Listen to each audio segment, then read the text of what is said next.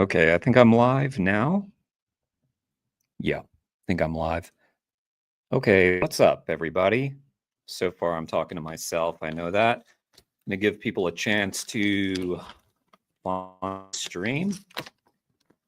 Got my, as usual, my edamame wasabi. Still waiting on that sponsorship deal. Still waiting on it.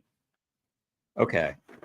I wanted to react to that Vegan Gains Demonmama Debate because it was so funny. So similarly to, I don't know if you've been following my channel, I also reacted to that old militant vegan Sean Baker debate. Even though it was old and everybody's reacted to it, I'm late to the game. So I want to react to some of these things that I missed. That was one of the funniest debates that I have seen. Watching someone just like completely melt down during debate is quite hilarious. So anyway, I thought I'd get in on that. So let's see. Let me start out. Let's warm up first with some Arvind, animal activist, because this is a new video. Might as well. Okay, let me share screen. Questioning the greatest philosophers.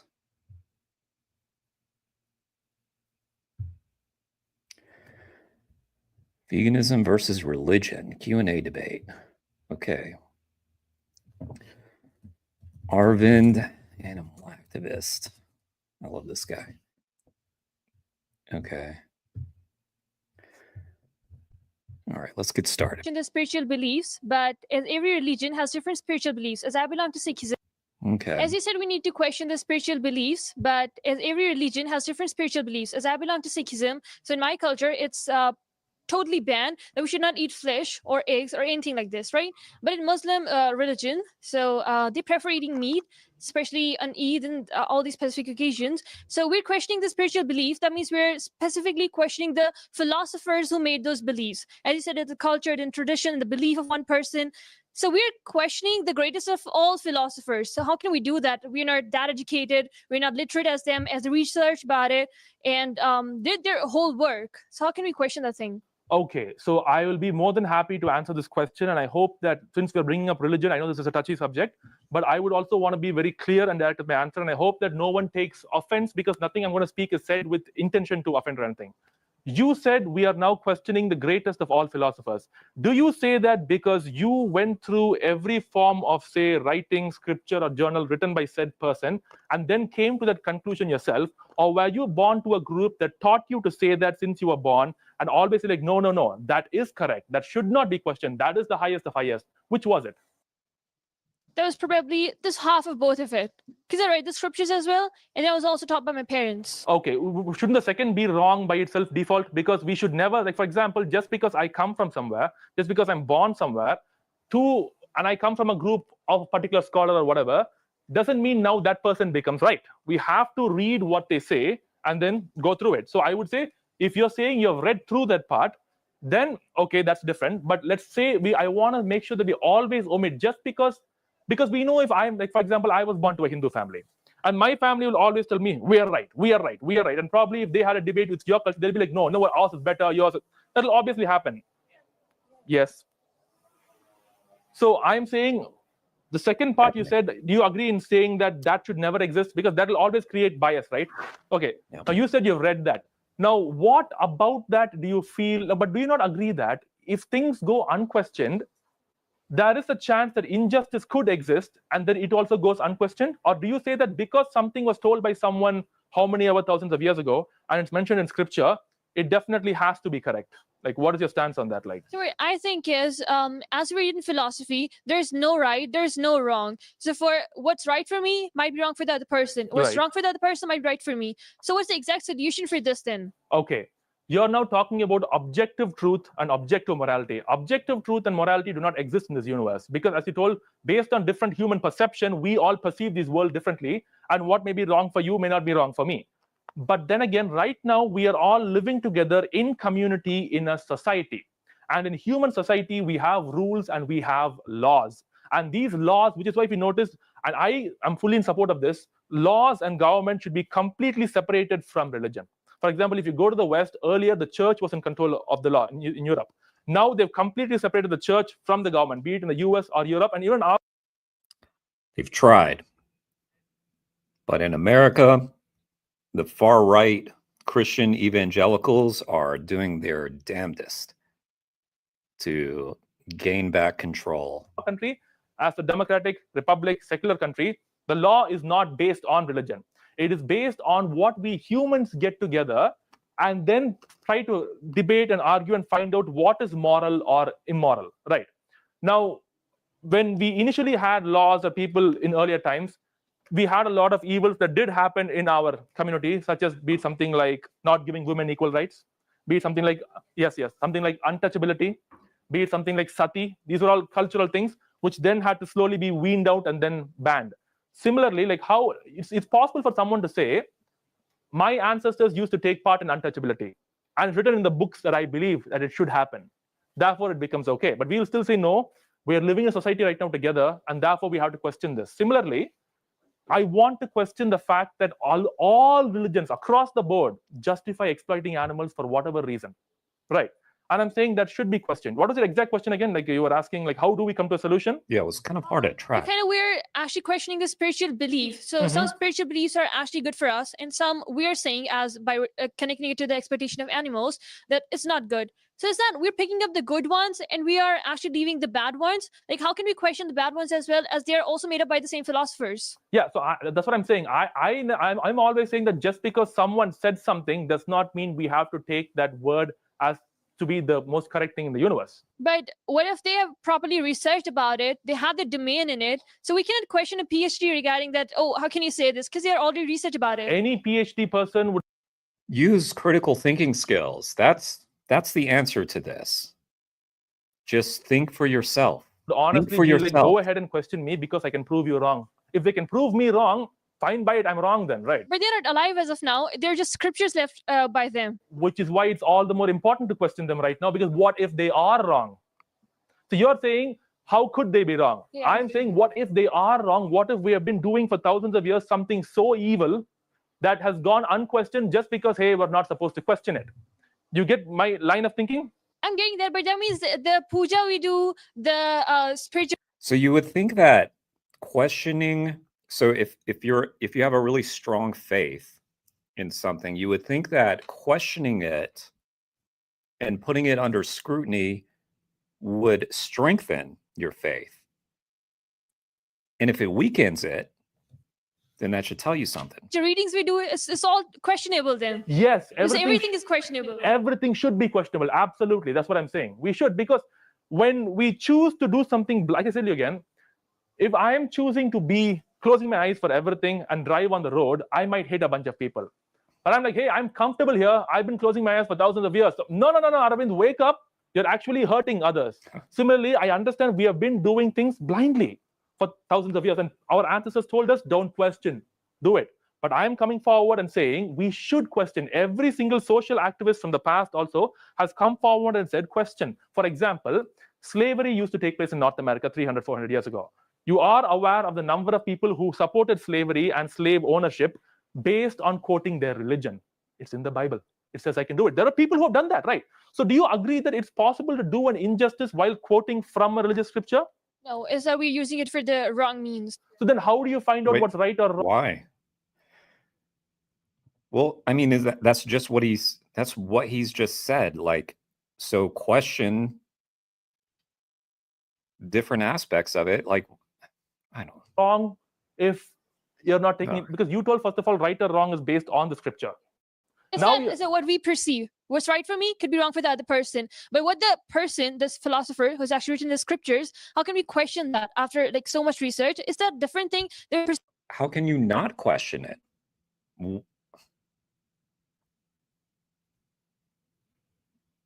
Why would we not question things?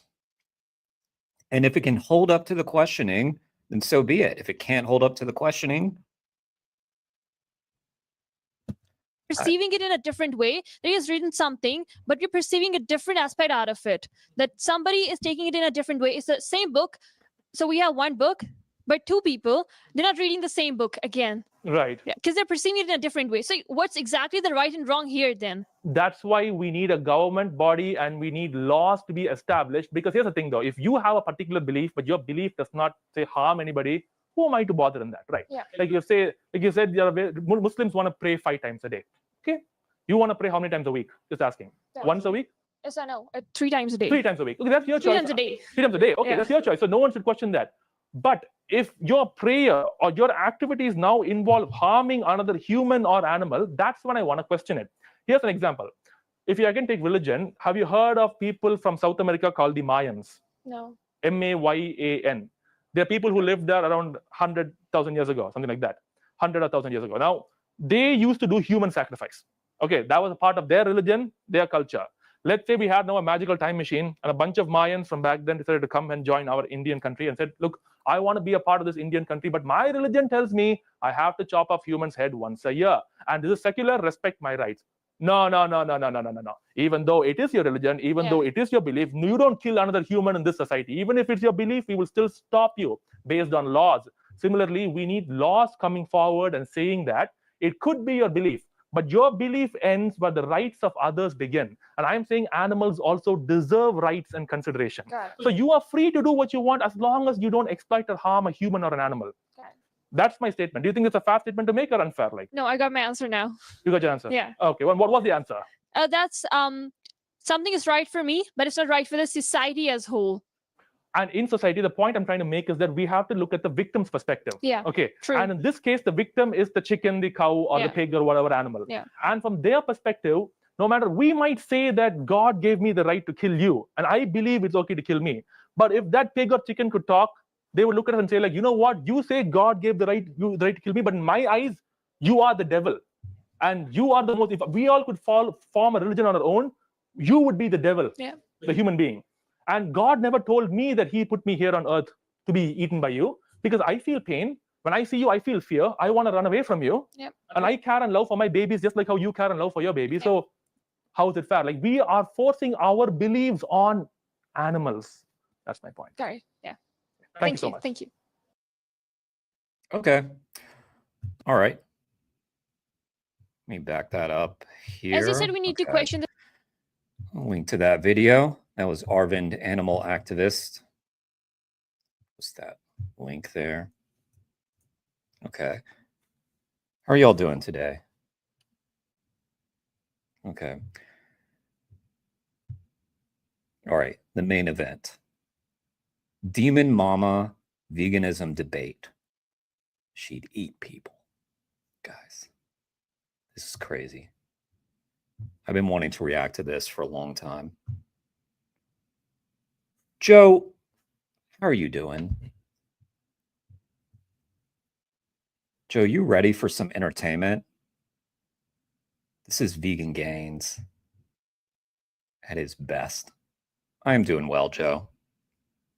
Meat options you had were human beings. If the only meat options you had were human beings, and if you go to the grocery store, it's not chicken, it's not steak, whatever you eat normally, it's just people, would you go vegan tomorrow if that was your only way to stop from paying for people to be killed and eaten? I don't think I'd be able to go vegan tomorrow. I think that would be very difficult. Hello. Can you hear me? Hello. How are you doing? Pretty. All right, this is like one of my favorite things, Joe. Yes, sit down, please. Please sit down. And Joe, you behave yourself, because as soon as Kane gets here, he will have the ability to boot you. If you start acting up, as I know you are wont to do.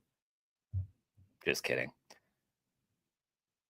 All right. Pretty good. Just making sure all of our audio levels are fine here. I'm streaming this myself too, by the way, just so you know. It's perfectly fine. I always assume that most people are going to be streaming it. I'm just going to boost your audio. Are you sitting, Joe? Sit down, Joe. I'm going to type it down. Sit down. Aaron P., what's up? This was like one of the first Vegan Gains debates you watched?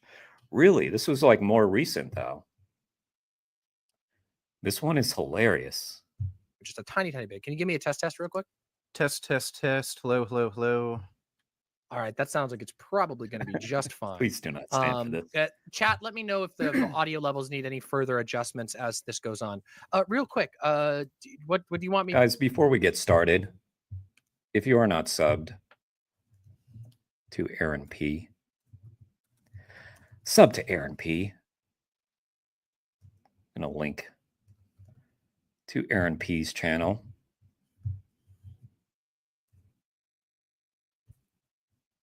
All right. Oh, and let me change the screen. Vegan Gains. Vegan Gains. All right. Me to list your name and pronouns as you go by. Do you just go by Vegan Gains generally, or? Yeah, Vegan Gains. You can call me Richard. That's my real name, and I identify as male. So he, him. Alrighty, we gotcha. All right. Well, welcome to the Demon Mama show. Happy to have you. I've heard a lot about you over the years. I don't know if you've heard about me. Maybe you have. I mean, assume you have because you came here, but I don't know how much you know about me. But welcome to the show. I understand you want to talk about veganism. Yeah. Did you have a particular topic in veganism you want to talk about, or were you just looking to just have a general discussion? Like, well, we could have a bit of a general discussion, but I wanted to bring up a specific point first. I saw a video you made recently where you, I don't know if maybe it's not. I don't know. Do you change your hair color pretty frequently? I mean, I think the last veganism video I did was like months ago. Okay. But yeah, I mean the schedule is hectic. But I just recently cut my hair, and previously it was colored quite drastically. Yeah. Okay. Yeah. So you, Joe, sit down, please. Joe, come on, Joe. Take a seat. Man. Went on a rant where you're saying you agree with vegans, and vegans won't acknowledge that, but they just like constantly try to be combative with you. Yeah, it's a frustration I've had with vegan advocates for a long time, which is that I think that they make a lot of good arguments for veganism and for the ethical value of veganism, but I don't think that's really good enough. I don't think just making a moral case is the way that you win. I don't think that you can just sort of like proclaim and make a case for morality without like, I don't know, and then just call it good. I'm just going to pause the stream and just wait until Joe takes a seat.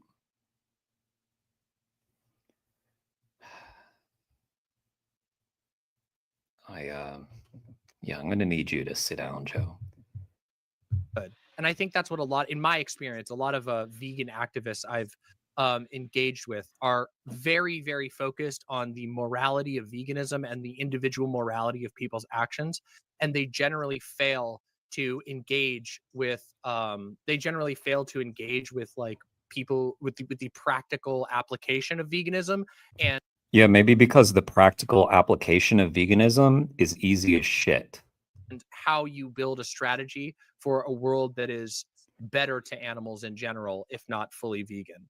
And so that's something I've had a number of videos where I've talked about this. I've also had quite a few videos where I argue against anti-vegan people, because ultimately I do think that the argument for not just animal liberation, but also for a non or a diet that doesn't involve killing animals.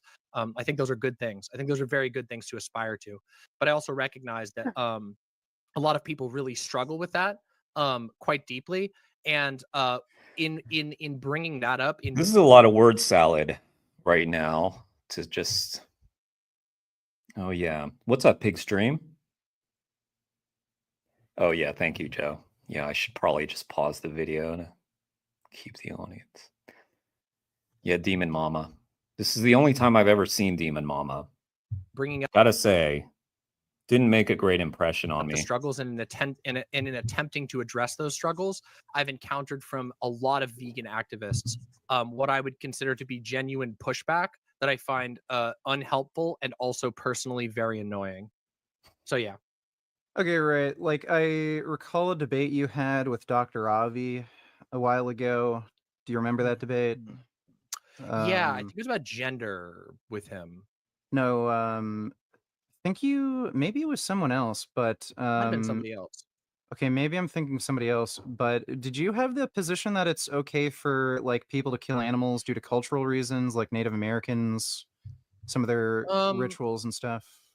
no, I No? think Okay. that no, I must my be thinking position of on someone that has different always then. been a little more complicated. I don't think that it can be like I think a lot of I think certain vegans will ignore culturally important activities, but I tend to think that even if an activity is culturally important, Wait, what do you mean we would ignore culturally important activities?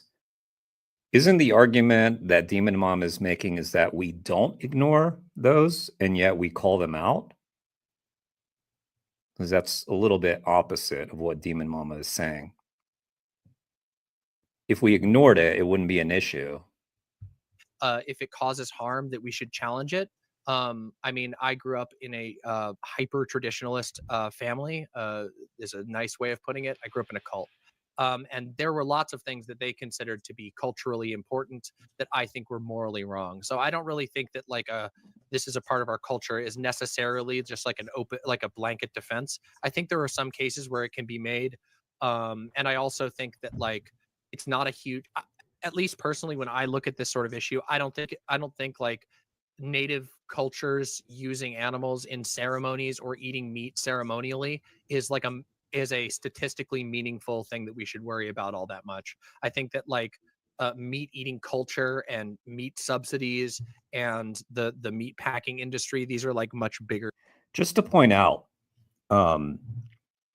vegans don't really bring up, or I should say, like animal advocates don't really bring up Native Americans eating animals. It's usually we're responding to people bringing up Native Americans eating animals, because people like to use that as this crutch for themselves. Like, oh, what about the natives when they ate an animal and they said thank you over the animal? And then so it's really that we're having to respond to that.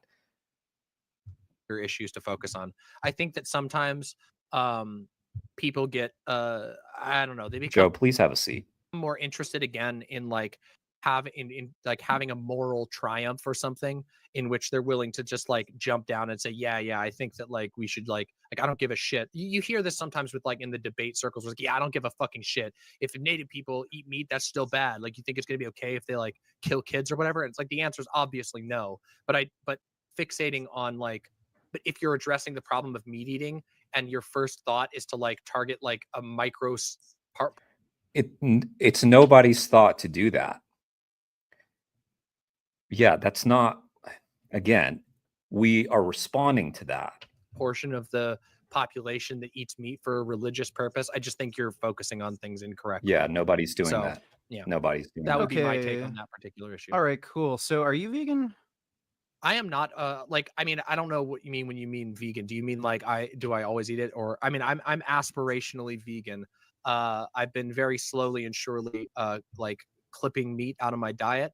But you know, it's slow going. I Yeah. struggle with it because specifically because over time I've had a lot of dietary issues, and so it's really fucking difficult for me on a personal level, but that doesn't mean I don't try. It's definitely something I would like to Yeah, it's hard, guys. It's hard to be vegan.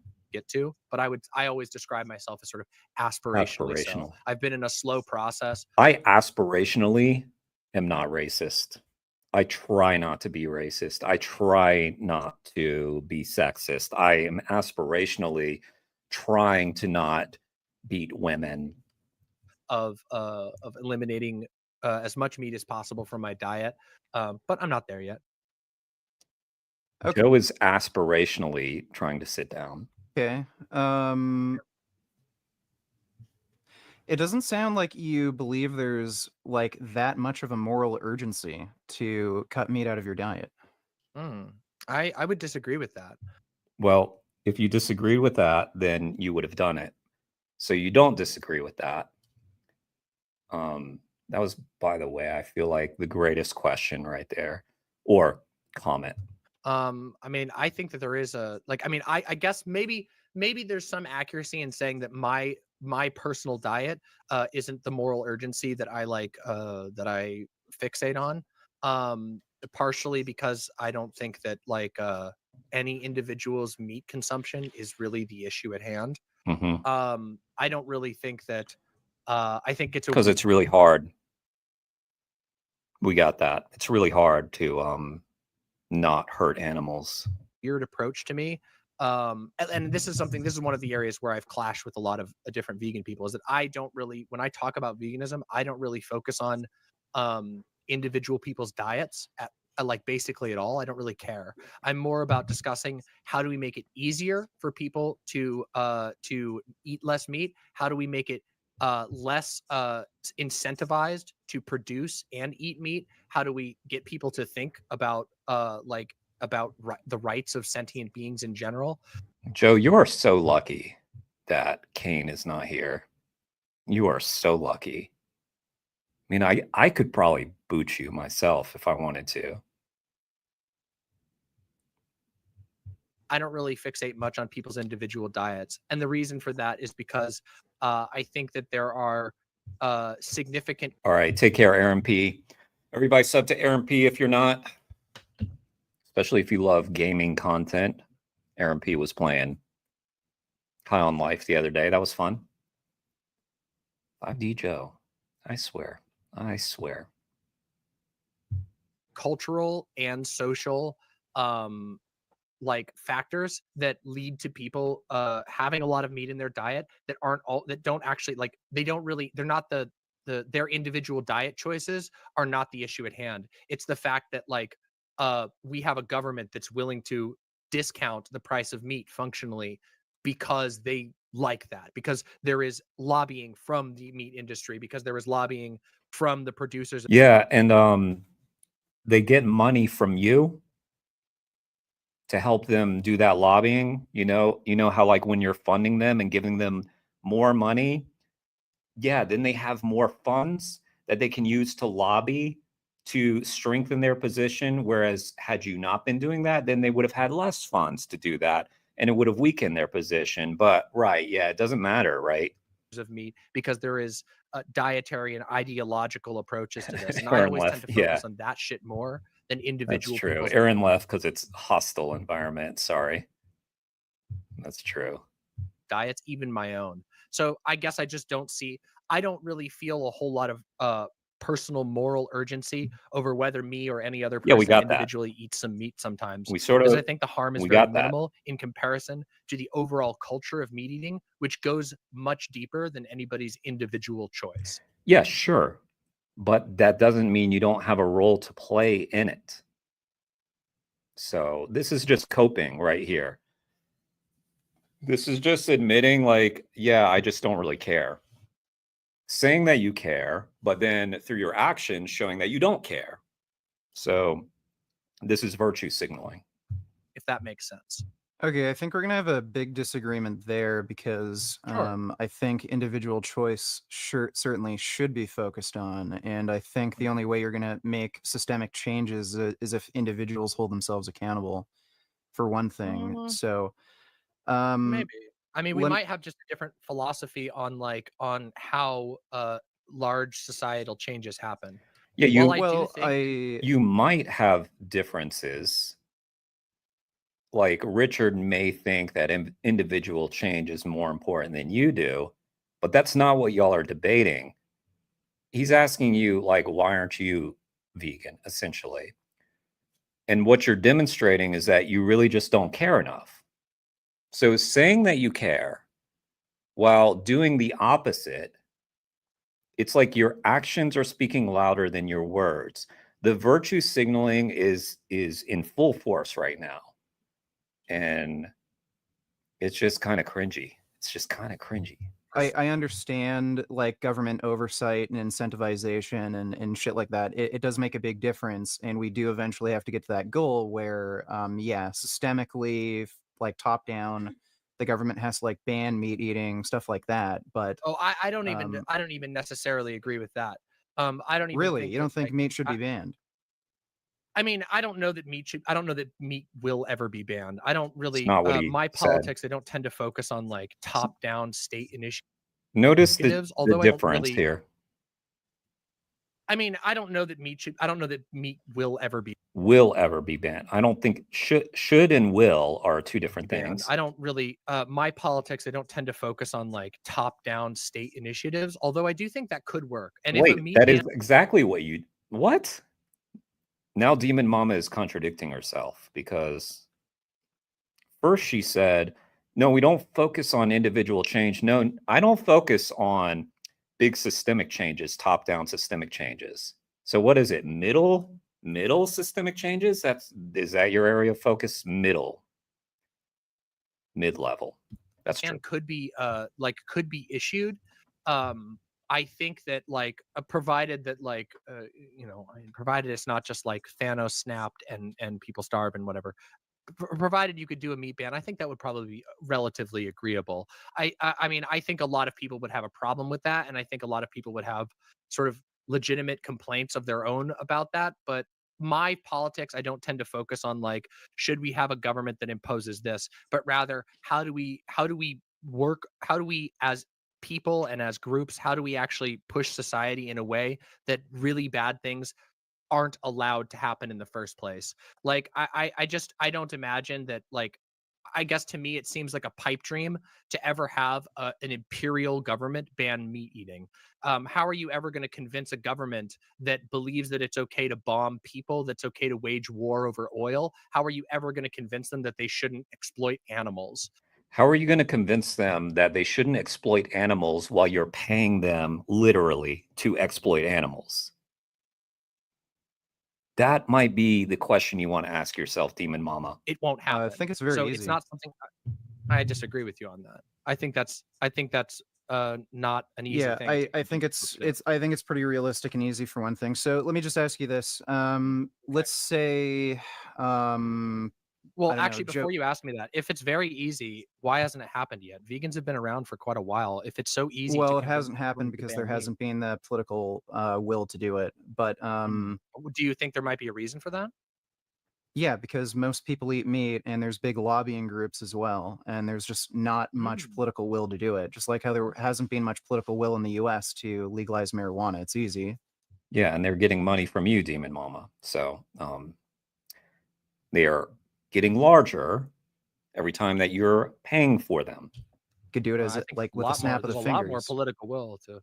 But I mean, okay, but wait, but you're talking about two different things. Like, for example, Joe Biden. Okay, well, could wait. at the snap of a We're going a little off track, and I just wanted to ask you a question. Like, Sure, sure. if Joe Biden were to say, okay, we're going to ban slaughterhouses and ban the sale of meat, and the only substitutes you could buy are either lab-grown meat, mock meats made out of soy, whatever, and they're going to make that transition within the next few months or years so that there isn't like a food shortage. Would you be in favor of that or not?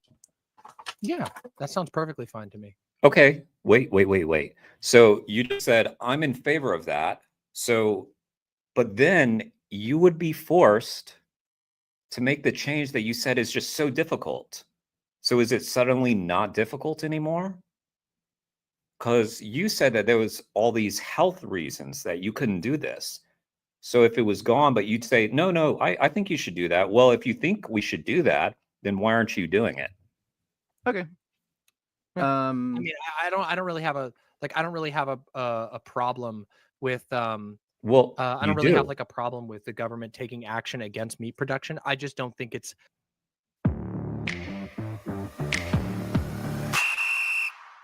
Janet, I don't think in the current like paradigm that it's likely to be the case, and I don't Again, what is likely is not the question. think that there's any actual motivation for the government to do so. There's definitely not motivation when you indicate with your dollars that you do not want them to take that action. Like governments don't generally act out of their own interest. America already has massive meat production, and it's very profitable for the people who are in power currently. Yeah. I wonder why it's profitable.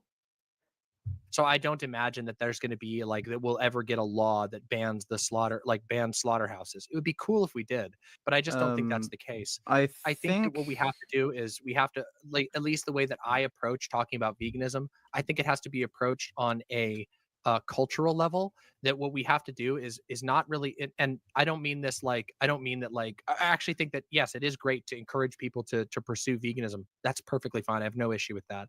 My problem is that I think that a lot of vegan activists and activism, at least the ones I've engaged with, the ones that I was addressing in the video you mentioned at the beginning, Demon Mom is talking about people like me, by the way. tend to fixate very, very much on individual people's diets as opposed. No, really, I mean, you're in a debate right now about veganism. And so the focus is sort of on you. It's not everybody, it's sort of on you. And right now, you're dodging like crazy to talk about how it's like society's fault. Yet I'm going to pay for all of these things that I want to go away, that I'd be perfectly happy with going away, but I'm going to funnel my money into these industries and make sure that they have loads of money to lobby the government. Opposed to like, okay, what are the things that are actually preventing people in the current paradigm from making this change? Laziness, wimpiness, things that are currently on display right now. Like, well, I disagree with that. See, that's another area where I disagree. And one of my main frustrations with vegans is that they seem incapable of actually acknowledging the issues that people have with becoming vegans. In fact, almost to a degree. Yeah, there's none. Thank you, Richard. There's none. And you basically just admitted this when you said, I wouldn't have a problem with the government banning slaughterhouses. I think that'd be great. So by saying that, you've just admitted that there isn't a problem with you going vegan, because if you had a problem, you would have said, wait, no, I don't think they should do that, because then people like me who have these like, you know, really obscure health issues that we're not going to get into, of course. Yeah, no, I wouldn't be able to survive. It'd be super hard for me if the government, no, suddenly it's not hard anymore because the government has done the work for you, which has alleviated the problem of taking personal accountability. And that's the issue. You can't take personal accountability for your own actions. Degree where it's almost delusional. And I always find that really frustrating. I bet you find it frustrating. You know, because yeah, it does suck to get called out for your bullshit, but you're getting called out for your bullshit, which probably is frustrating. But probably the thing that you should do instead of like coping with it is to maybe change your actions. Because I don't think that, let's start from here. Sure. You've claimed to have your own. By the way, Richard has this reputation of like flying off the handle. Like, look how calm and chill Richard is being. God, I could not. Problems with going vegan, correct? Like you have some dietary issues. I don't know if you have like an eating disorder or something. No, I just I have a couple of years ago I had my gallbladder out, which means that my intestines are fucking crazy sensitive to everything, and I get sick a lot. So but that wasn't going to be a problem if the government banned slaughterhouses. Let's remember that. It really sucks, but you know, I'm trying to like in my goal, like my aim is to cut down red meat, for example, because it isn't helpful at all. But the reality is that like it can be pretty hard for me to put together a pure vegan diet on my schedule on this with the fact that my stomach is the way that it is. It's just a complication that's happened. I don't think it's like a get out of jail free card or anything like that. But then again, I also don't look at this like that really. I think that being informative and teaching people and generally moving away from meat is a perfectly fine way to approach the issue. But the thing is, it seems like a lot of vegans seem to have a problem with that. Okay, so let's just argue from your context specifically. Let's say human meat was on your... Yo, what's up, Kane? Kane, just to let you know, I've got a troublemaker in our midst, 5D Joe. You're going to need to keep an eye on 5D Joe. 5D Joe is, you know, I believe he's here to cause trouble. AI is pretty good with making vegan meal plans around different health issues. Interesting. By the way, I'm joking about 5D Joe. That's my buddy. On your plate, it didn't give you any stomach issues, and you wanted to transition away from eating humans to eating plants, and there's no other meat available. There's only human meat, but you know, if you want to be vegan, you either, or sorry, the only options you have are either eat human meat or go totally vegan.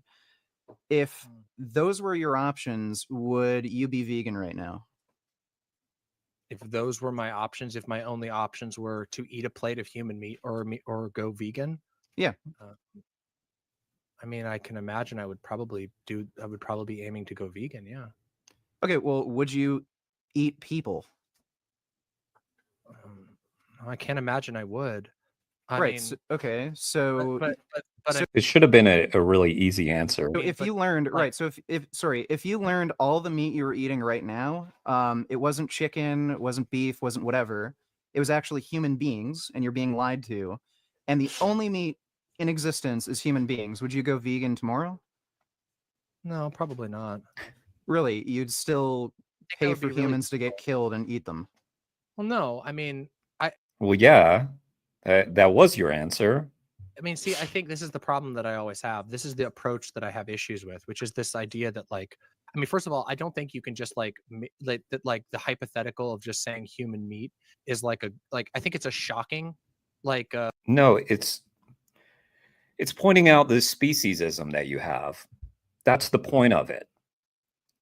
And it's, it's kind of a weird answer that you gave, because most people would have said, no, I'm not going to eat human meat. You've bitten the bullet and said, yeah, I would eat human meat.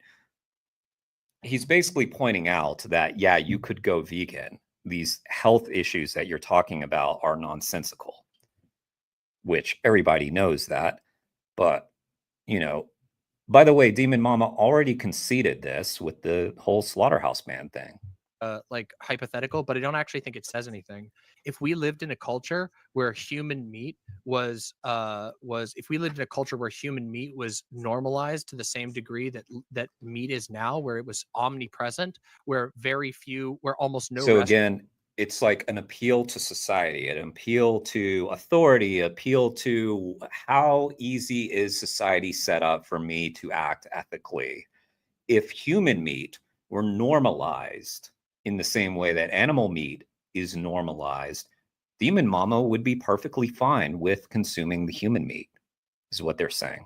restaurants have options or menus or anything where where your government is subsidizing human meat. I have a feeling that you and almost everyone else in this audience would probably regularly eat human meat. I probably would too.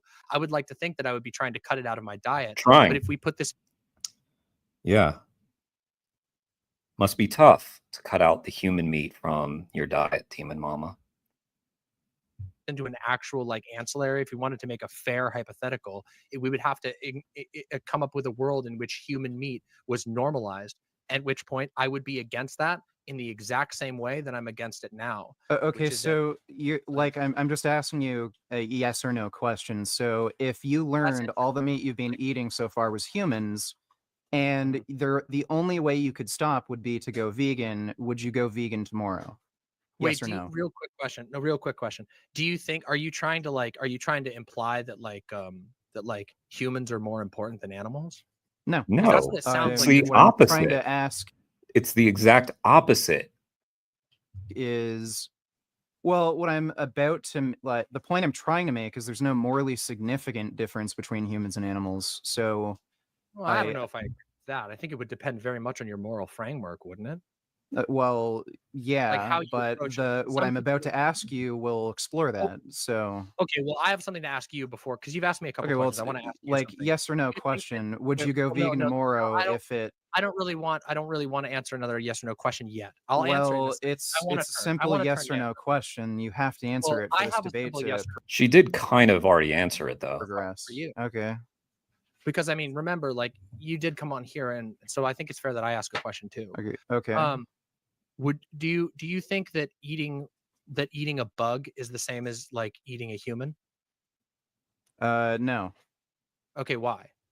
Well, there's differences in sentience. There's Mhm. differences in ability to experience well-being. There's differences in lifespan. But bugs Um, feel pain still, right? Well, they rot correct. usually. Like depending on the type of insect we're talking about, if it's like non-carnivorous insect, I would probably argue, yeah, there's probably a not morally significant difference between the human and animal. I don't know. Okay, so Like you draw if the we line at trait insect. What equalize about- if we trait not done yet, equalize the not done. insect to the human, and the insect was, or sorry, the human was as intelligent or would live as long as the insect, I wouldn't be comfortable with killing and eating the human. Wait, you mean the So, insect? sorry? You mean the insect? Well, the differences I just mentioned for the insect, you know, sentience and whatever, like, yeah, like if we're talking about your average human, I'd be committing far less harm by eating the insect versus eating your average human. But if we were to trait equalize the human, where the human had just as much sentience, intelligence, was only going to live a few months. By the way, Richard is not suggesting eating bugs. So it isn't an either or. He's suggesting not eating animals, period. I'd still be uncomfortable eating the human, even if all the morally significant differences were accounted for. Why is that though? Can you just answer me why that would be? Well, because they're sentient, and I'm not Well, I thought you said it'd be trait equalized. right. So if the bug was also sentient and the human was sentient and the traits were equalized, you would have more of a problem eating the human than the bug? No, if they're The equalized, opposite of what then Richard just said. if they're trait equalized, then it's the same. Oh, Like right. the but that would point also I'm mean that they have like same level the of point. sentience as well. Sorry. That would mean they would have the same level of sentience as well. Correct, but Right. like would to you get care? back to the Why would, sorry. why would you eat the bug but not the human? Richard just answered that he would see no moral difference between the two. Well, If I they're wouldn't both eat either. Oh, okay.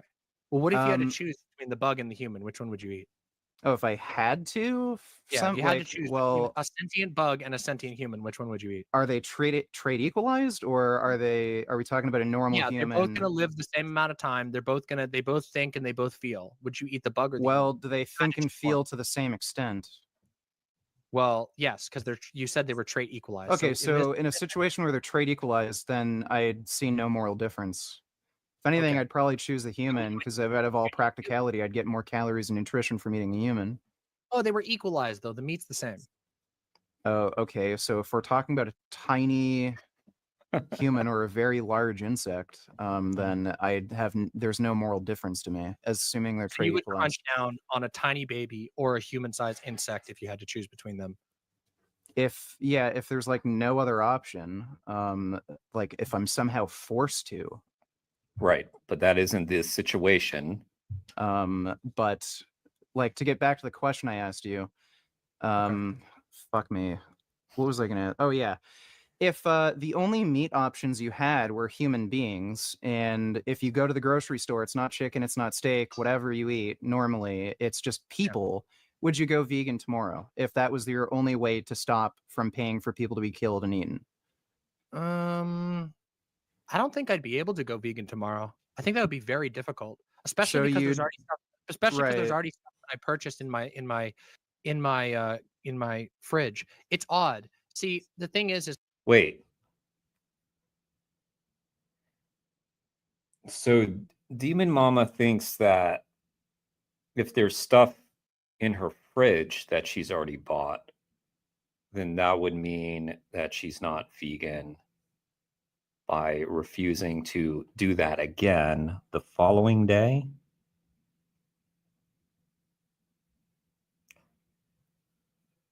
I think this is people overthinking it. Like they're thinking like this is a set of rules, like a set of restrictions.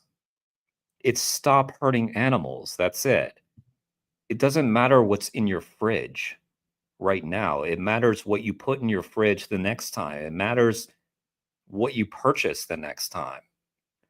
I mean, depending on like how you're approaching, you know, your new like ethical system, like you may no longer view animals as food, which I would agree. But I mean, I guess there's that awkward period, like when you go vegan, that you've still got some animal products laying around. It doesn't matter what you do with those. eat them. It's like no longer viewing animals as food, so eating them seems a little odd.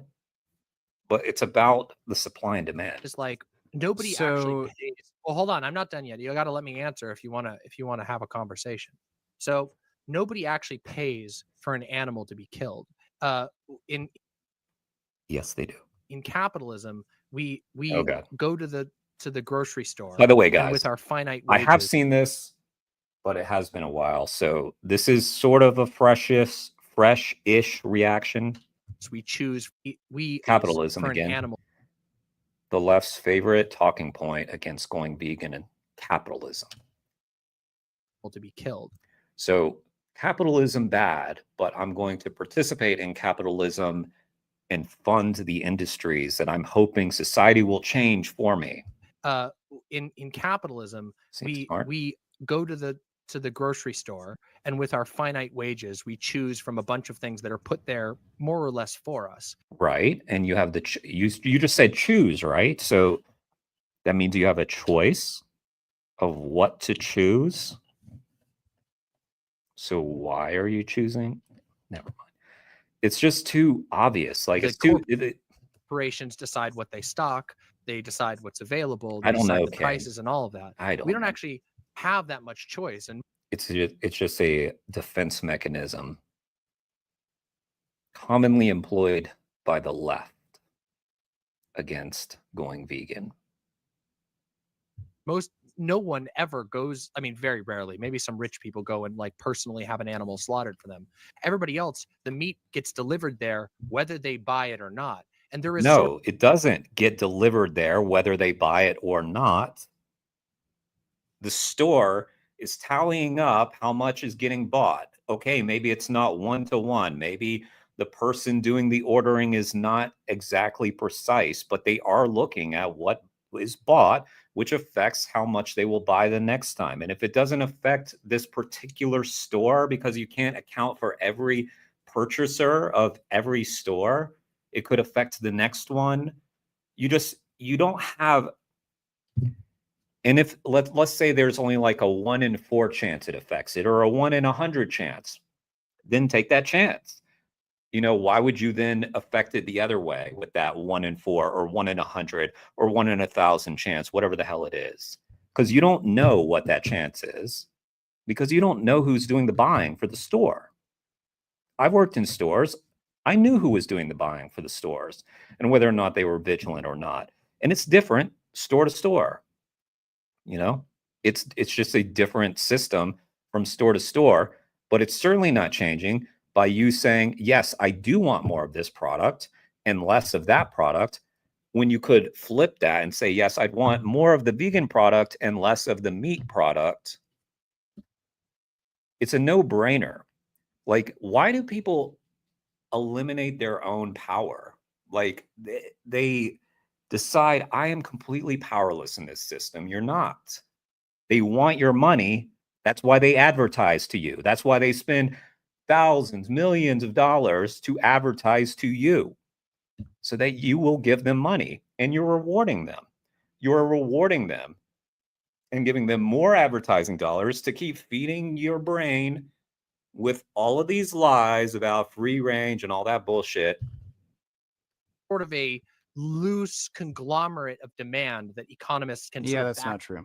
So there's a thing called supply and demand. If you don't pay for it, then that's true. Infinite wages. That's right. Especially because we're animal rights activists, right, guys? We're rich. That means it's not true. There is sort of a loose conglomerate of demand that economists can Yeah, that's not true. So there's a thing called supply and demand. If you don't pay for it, then that means there's going to be less supply. Oh, wow. That's so again, if there was a human meat trade, would you tell everybody, oh, well, there's no point in avoiding human meat because it's just going That is what Demon Mama is saying. To be a supply that's going to be continually refilled. There's no option you have. So if there was an option between human meat, animal meat, or plants, way ahead of yourself here. No. So if there was an option between human meat at the grocery store and everything else, would you make the same argument that there's no moral difference between eating human meat? Because because, oh, well, it's a stock that's replenished and you have no choice how the stock gets replenished. I have no idea what I feel like you're not actually listening or trying to engage. No, And this is I listened by the way, perfectly well. this is one of the things that really frustrates me about vegans, because what happens whenever I argue with a lot of like really hard and dyed in the wool vegans, like these really hardcore vegans like yourself, is Okay, they you come didn't in. answer my question. I'm because I'm talking.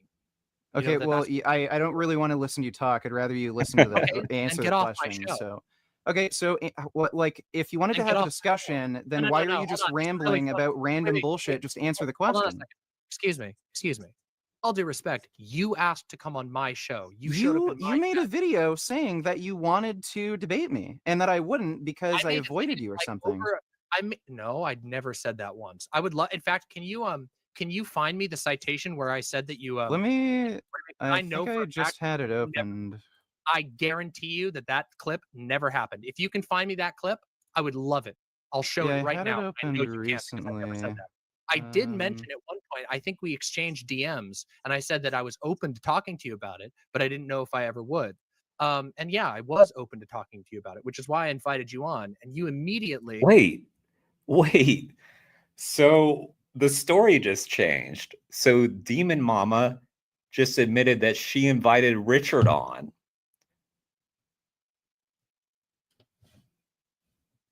And now she's acting like, oh, you just came on here. Like, you invited him on? upon receiving what I consider to be very polite and very calm pushback on some of your views, have now started to fly off the handle and accuse me of things that you. I have never, like, I watched a lot of Vegan Gains' content. Lots of it. This is about as calm as Richard gets. I mean, like, this is like Richard on Ambien right here. He is so chill. You don't even know about. In fact, I think you mixed up. Okay, well, I get upset when people are deliberately dodging questions and arguments and trying to derail discussion. So I asked you something very straightforward. I asked you if there was human meat on the shelf and there was every other option available, would you still use the same argument that, oh, there's no point in avoiding buying human meat because corporations are what control stock, and you choosing not to buy human meat won't change anything. It won't save a single human being. So would you still say that? There's something very interesting happening right now. Yeah, you not you're answering still not the answering the question.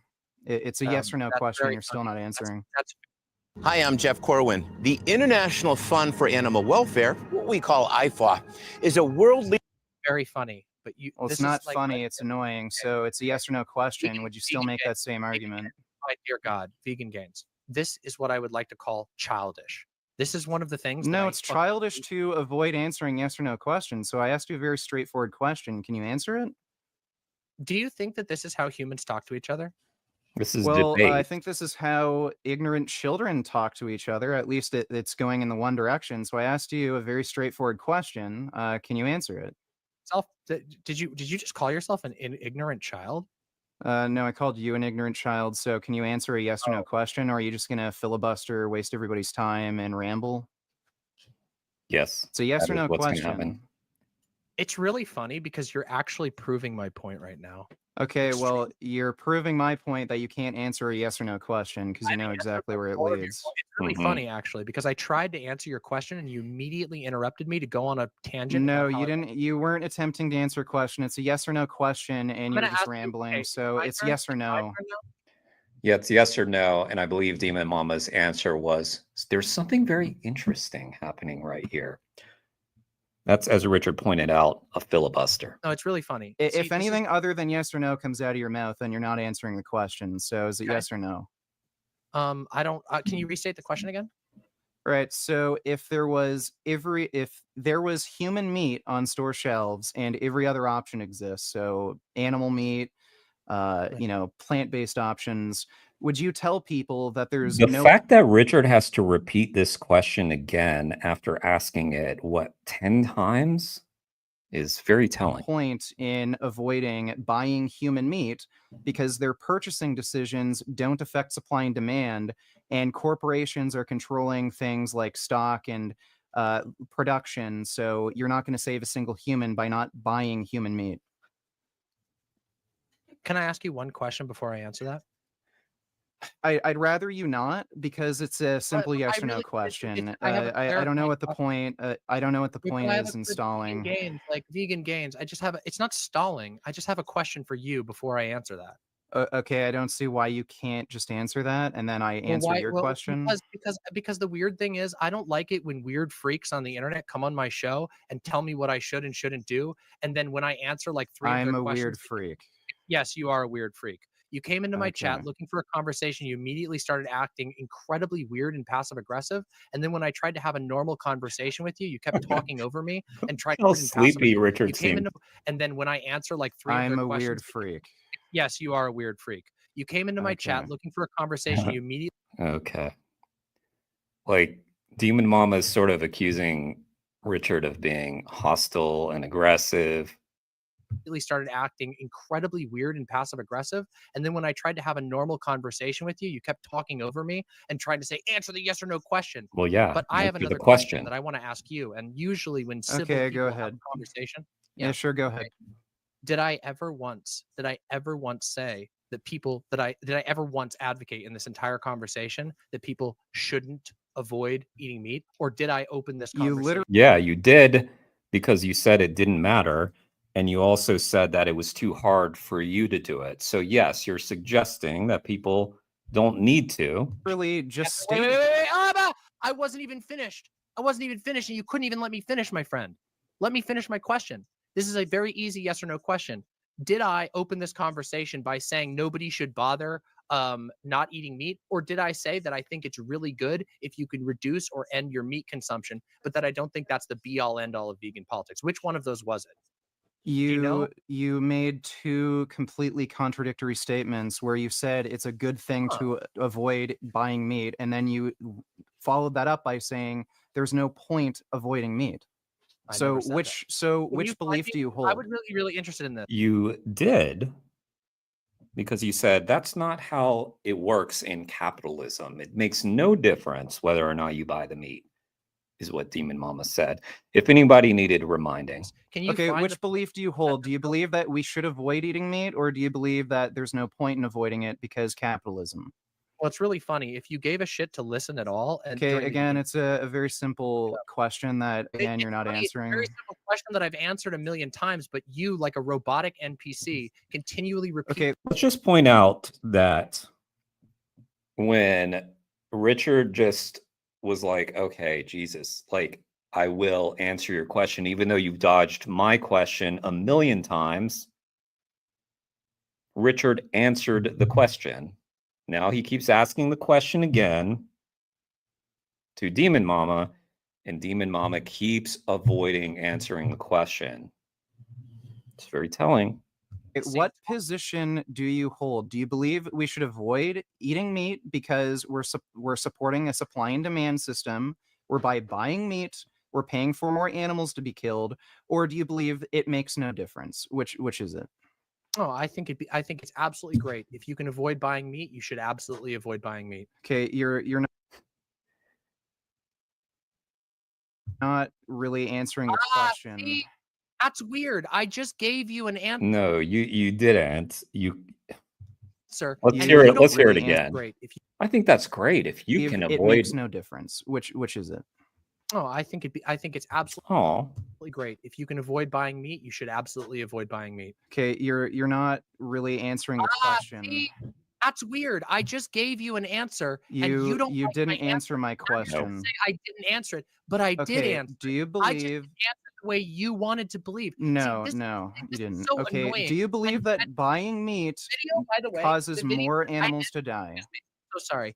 By the way, the video that I did on vegans was addressing behavior exactly like this. The fact that vegans will walk into a chat and literally be incapable of engaging in human conversation. They just scream and try to act morally superior and then walk away. Okay, I'm not walking away. Are you listening to Richard? From anything? Like, Richard sounds like he just woke up from a nap. He hasn't raised his voice. Say about that. Okay, so do you believe that buying meat causes more animals to die? Yes or no? I think that indirectly people purchasing more meat can lead to more animals dying, but I don't know that it's an easily distillable number. Okay, fine.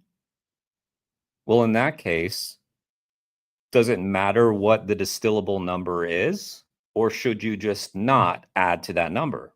I don't know that we can draw a direct direct You line don't have to. between everyday people buying meat from the grocery store, which places orders, not always immediately responding to demand. But they Because do of the way that sometimes, modern right? finance works. Yeah, sure, but it happens, right? So if it doesn't happen this time, it might happen the next time, might happen the time after that. And keeping in mind, it goes both ways too. You're not only not buying a product, but you're also going to buy a different product, right? Presumably. So let's say you want protein for a meal and you're like, well, I'm not going to buy the beef. So what am I going to buy? Lentils or something? So you're buying something else, or you're going to buy like Beyond Meat or something. So you're adding demand for the other product, lowering demand for the former product. It goes both ways. So that sort of doubles the chance that you're going to have an impact every time, which is a step that a lot of people seem to forget. They just seem to think like just not buying one thing is the factor in the equation. No, you're going to buy something else, right? So again, capitalism, if you want to point the finger at capitalism, you still are playing a role in the capitalism. You're not, you haven't wiped your hands of capitalism. All these people that talk about capitalism and use this as an excuse all take part in the capitalism. So I don't know that that's like, I don't think that that's an easy to conclude thing. I think that yes, on some level, avoiding like people not buying meat does reduce the amount of animals that die, but I don't think it's like a direct one-to-one. Stealing If meat. one person stops eating meat, that doesn't mean that one less Oh. animal is going to die. Or Well, whatever. I'd agree with that. Hang on, let me catch up. Hey, Jeremy, sorry I was debating Dennis in the chat before. I don't think he's going to change, so there's no point. I just feel an urge to try to get through to people. Hey, no worries, no worries. You are not the only person to try debating with Dennis. Yeah, I don't understand Dennis, honestly, because like I said in the chat the other day, it's just the chat was just filled with all of these like scenarios, like the amount of mental power it must take to avoid just doing the right thing. Like it's just exhausting. It's exhausting. So yeah, I don't blame you for trying, Plants Mary. Thank you.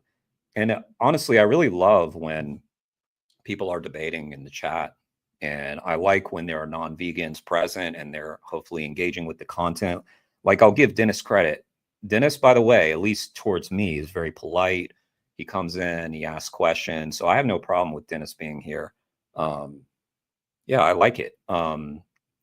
I get more frustrated that he's grasping at all these different straws than for people trying to reason with him. Demon is advocating stealing meat. I think Demon is just trying to advocate, please leave me alone. I don't want to have to take any kind of responsibility for my actions because capitalism, society has to change. Not me, not little old Demon Mama. A lot of greetings. Just watched a streamer spill his chicky on the floor. Nickname he calls his fried sentient beings. Chickens reduced to a substance. Vegan relief. I'm reacting to Richard's content, which may or may not be vegan relief. I love it. I love it. But it means we're watching some funny debates. This was one of the better. I've got this other one pulled up too. Oh man. Yeah. Well, because a lot of these debates are like 2 hours long. I've got one that's like about an hour.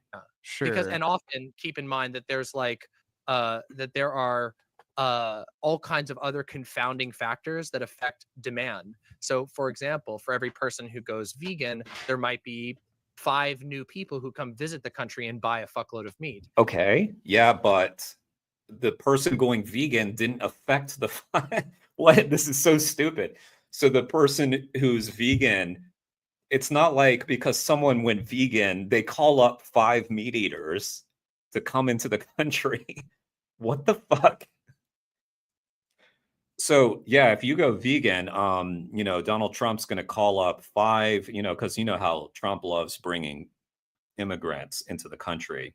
Yeah, he's going to bring 5 meat eaters into the country. It has nothing to do with one or the other.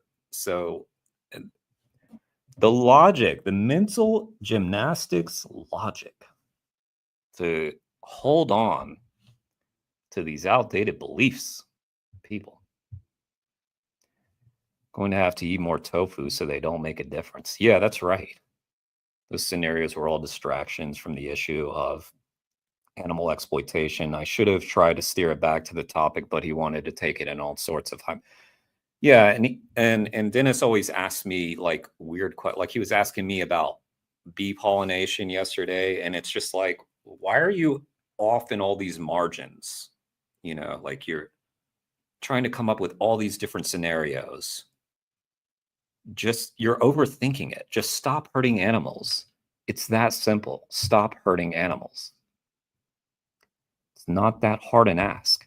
And so while I do agree that to some degree there is a supply and demand relationship, it really isn't as simple as just saying there is supply and demand. It's fine. And I think that also that's true, but there is supply and demand. It's not as simple as that. On this, we all agree. It is not that simple. However, there is supply and demand, and you affect it. If you look at all kinds of other commodities that are traded and bought and sold in our society, we see that there's all kinds of things that exist even though the demand is not really direct, aka demand can be generated or created. Do you think that like spontaneously there was a demand for Coke and Pepsi? Well, now Demon Mama is sort of talking about, I don't know what they're talking about actually. Advertising, because they're getting the funds from you, and that's why they have the money, because people like you are paying them the money. So now they have the advertising to affect people's mindsets. Like, No. What are you talking about? There was a demand created for Coke and Pepsi. Sure, but it's still people's choice whether to buy those products or not.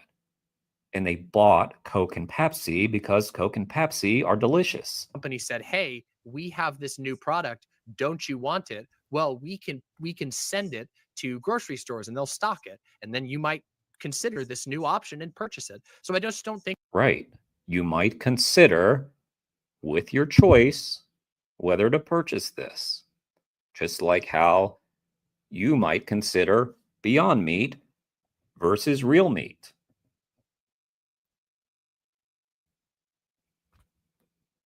I think that supply and demand is as easy of an answer when it comes to an incredibly complicated economy like the American food economy. Yeah, you're overthinking it, Demon Mama. Once again, because you're trying to rationalize the reasons why you haven't done this. Now it's just, it's such a complicated economic system.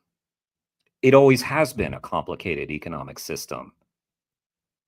But what you do is actually quite simple. Your role in the economic system is very easy and not complicated. Guys. So you would still say this if we were killing human beings and turning them into meat, and you wouldn't hold somebody Absolutely. personally responsible for 100%. causing humans? Really? Yeah, and I can show you the reason why. Because right now, I would be willing to bet good money that you're using a product of slave labor right now, and maybe even wearing the direct product of slave labor. It's entirely possible. The thing is, supply chains can be extremely complex, and yeah, there Yes. are contractors who hire subcontractors who may Not just that. hire You who know- may force children to like weave shirts. The thing is, I can't Nice. confirm whether or not that's happening. If I had any control over that, I definitely would avoid products that are a product of slave labor. But I know for a fact. By the way, you can completely avoid them by buying secondhand clothing. Completely avoid that. No problem. Buy secondhand clothing. So we'll probably get into electronics next. When you buy meat, you are paying for slavery and torture and murder. So Yeah, that's a guarantee. And you are also. why? No, not necessarily. I can guarantee you with every product in your house. Which, by the way, if Richard was paying for products that were the product of slave labor, why would that justify buying the animal products as well? That would worsen it. That would make it even worse. You are, and you are also. I can guarantee you with every product in your house, you are paying for slavery, exploitation, and torture. No, you This can't. is the problem. Yes, you can. Every It's very product. easy. Yeah, If you no, you chocolate- can't. Yes, you can. It's super easy. No, you Nestle- can't. No. I like that Richard just like, If no, you yes is the can't. No, problem, you can't. house, you are paying for slavery, exploitation, and torture. No, you This is can't. the problem. Yes, you can. It's very easy. Yeah, If you no, you chocolate- can't. Yes, you can. It's super easy. No, you Nestle- can't. I mean, I don't eat. Yeah, I'm not eating chocolate right now, so no. Interesting. How convenient. That's good. You ever purchased from Nestle? I guarantee you have. You've probably your house. Yeah, I've bought from Nestle. Yeah, and Richard also used to buy meat before he was vegan. The bullet bites, yep. The supply's there because you demanded it. Indeed, Mary. Imagine if someone said, I'm going to abuse twice as many children so every child you save doesn't make a difference, but then substitute animals as such an out-of-touch thing. Oh, is that what someone said to you earlier, Plants Mary? Two wrongs don't make a right. Correct. Nestle before. I don't think Do I've you know bought how any direct Nestle slave products. labor is under Sorry? Nestle? Do you know how direct the accusations, the credible accusations of slave Do you know how direct buying meat is to animal torture and murder? Do you know how direct that is, Demon Mama? labor are for companies like Nestle? Okay, I don't know what that has to do with it being okay to pay for humans to be murdered. Oh, well, because you're doing it right now. No? You currently are Okay, paying so for humans to be murdered. You're on the I'm internet, paying for you're using- humans you're to be using murdered computers, by computer. buying oats. Yeah.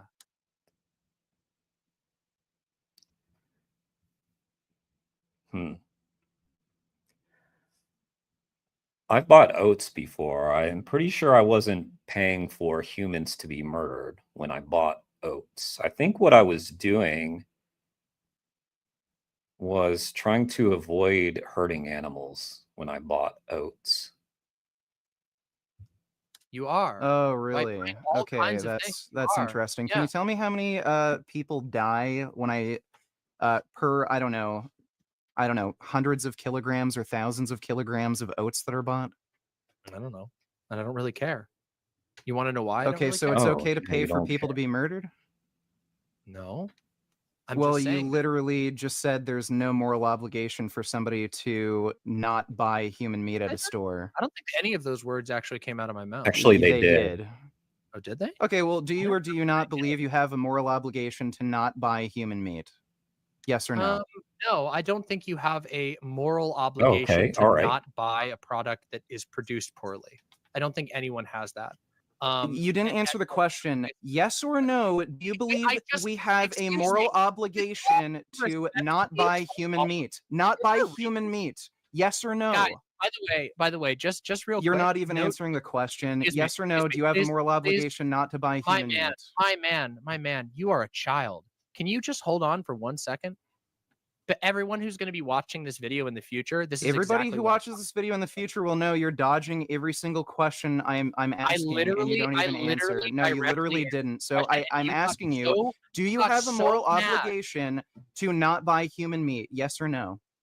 I don't think anyone has a moral obligation to not buy human meat or to not buy animal meat. Okay, well, there you go. Then you don't believe in human rights. So if I paid Oh, for you to totally, get yeah. murdered, if I paid a hitman for you to get murdered and chopped up into burgers, that's fine. That's morally acceptable to you.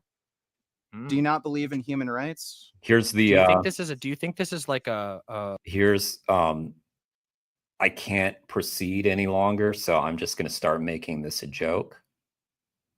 It's been a joke for a while from one person's end. Like a real conversation? Do you think like this is an actual argument? Do you think? Well, this looks no, good? I don't think I'm actually having a conversation with somebody who's taking this discussion seriously. It sounds like you're just trying to Really? do everything you can to filibuster, Hi, Mary. waste my time, not answer So Thanks for questions, stopping It's by. really fucking weird that backtrack, you'd say that. everything I'll probably play some against us later again. That game was sick. I'll do that. you It's really can do. weird that So say that you because, don't like, believe I've in answered human it literally. rights? I've answered very directly, and not only directly, but very charitably. I've expanded pretty clearly on my views. You're just literally whining like a man-child over the fact that I'm sorry that I don't perfectly 100% word things the way you do, that I don't have the exact worldview. You're freaking the fuck out and coming on here and accusing me of filibustering because I don't know. Apparently, big words scare you. I don't know what's up with you, man. Like, I don't What? know you. I don't even know who you are. You came in. Big words scare Richard? Have you ever seen any of Richard's content? My goodness. To my chat and wanted to have a conversation, and you come on here and behave like Demon Mama has a real sense of self-importance. My channel. You come onto my channel.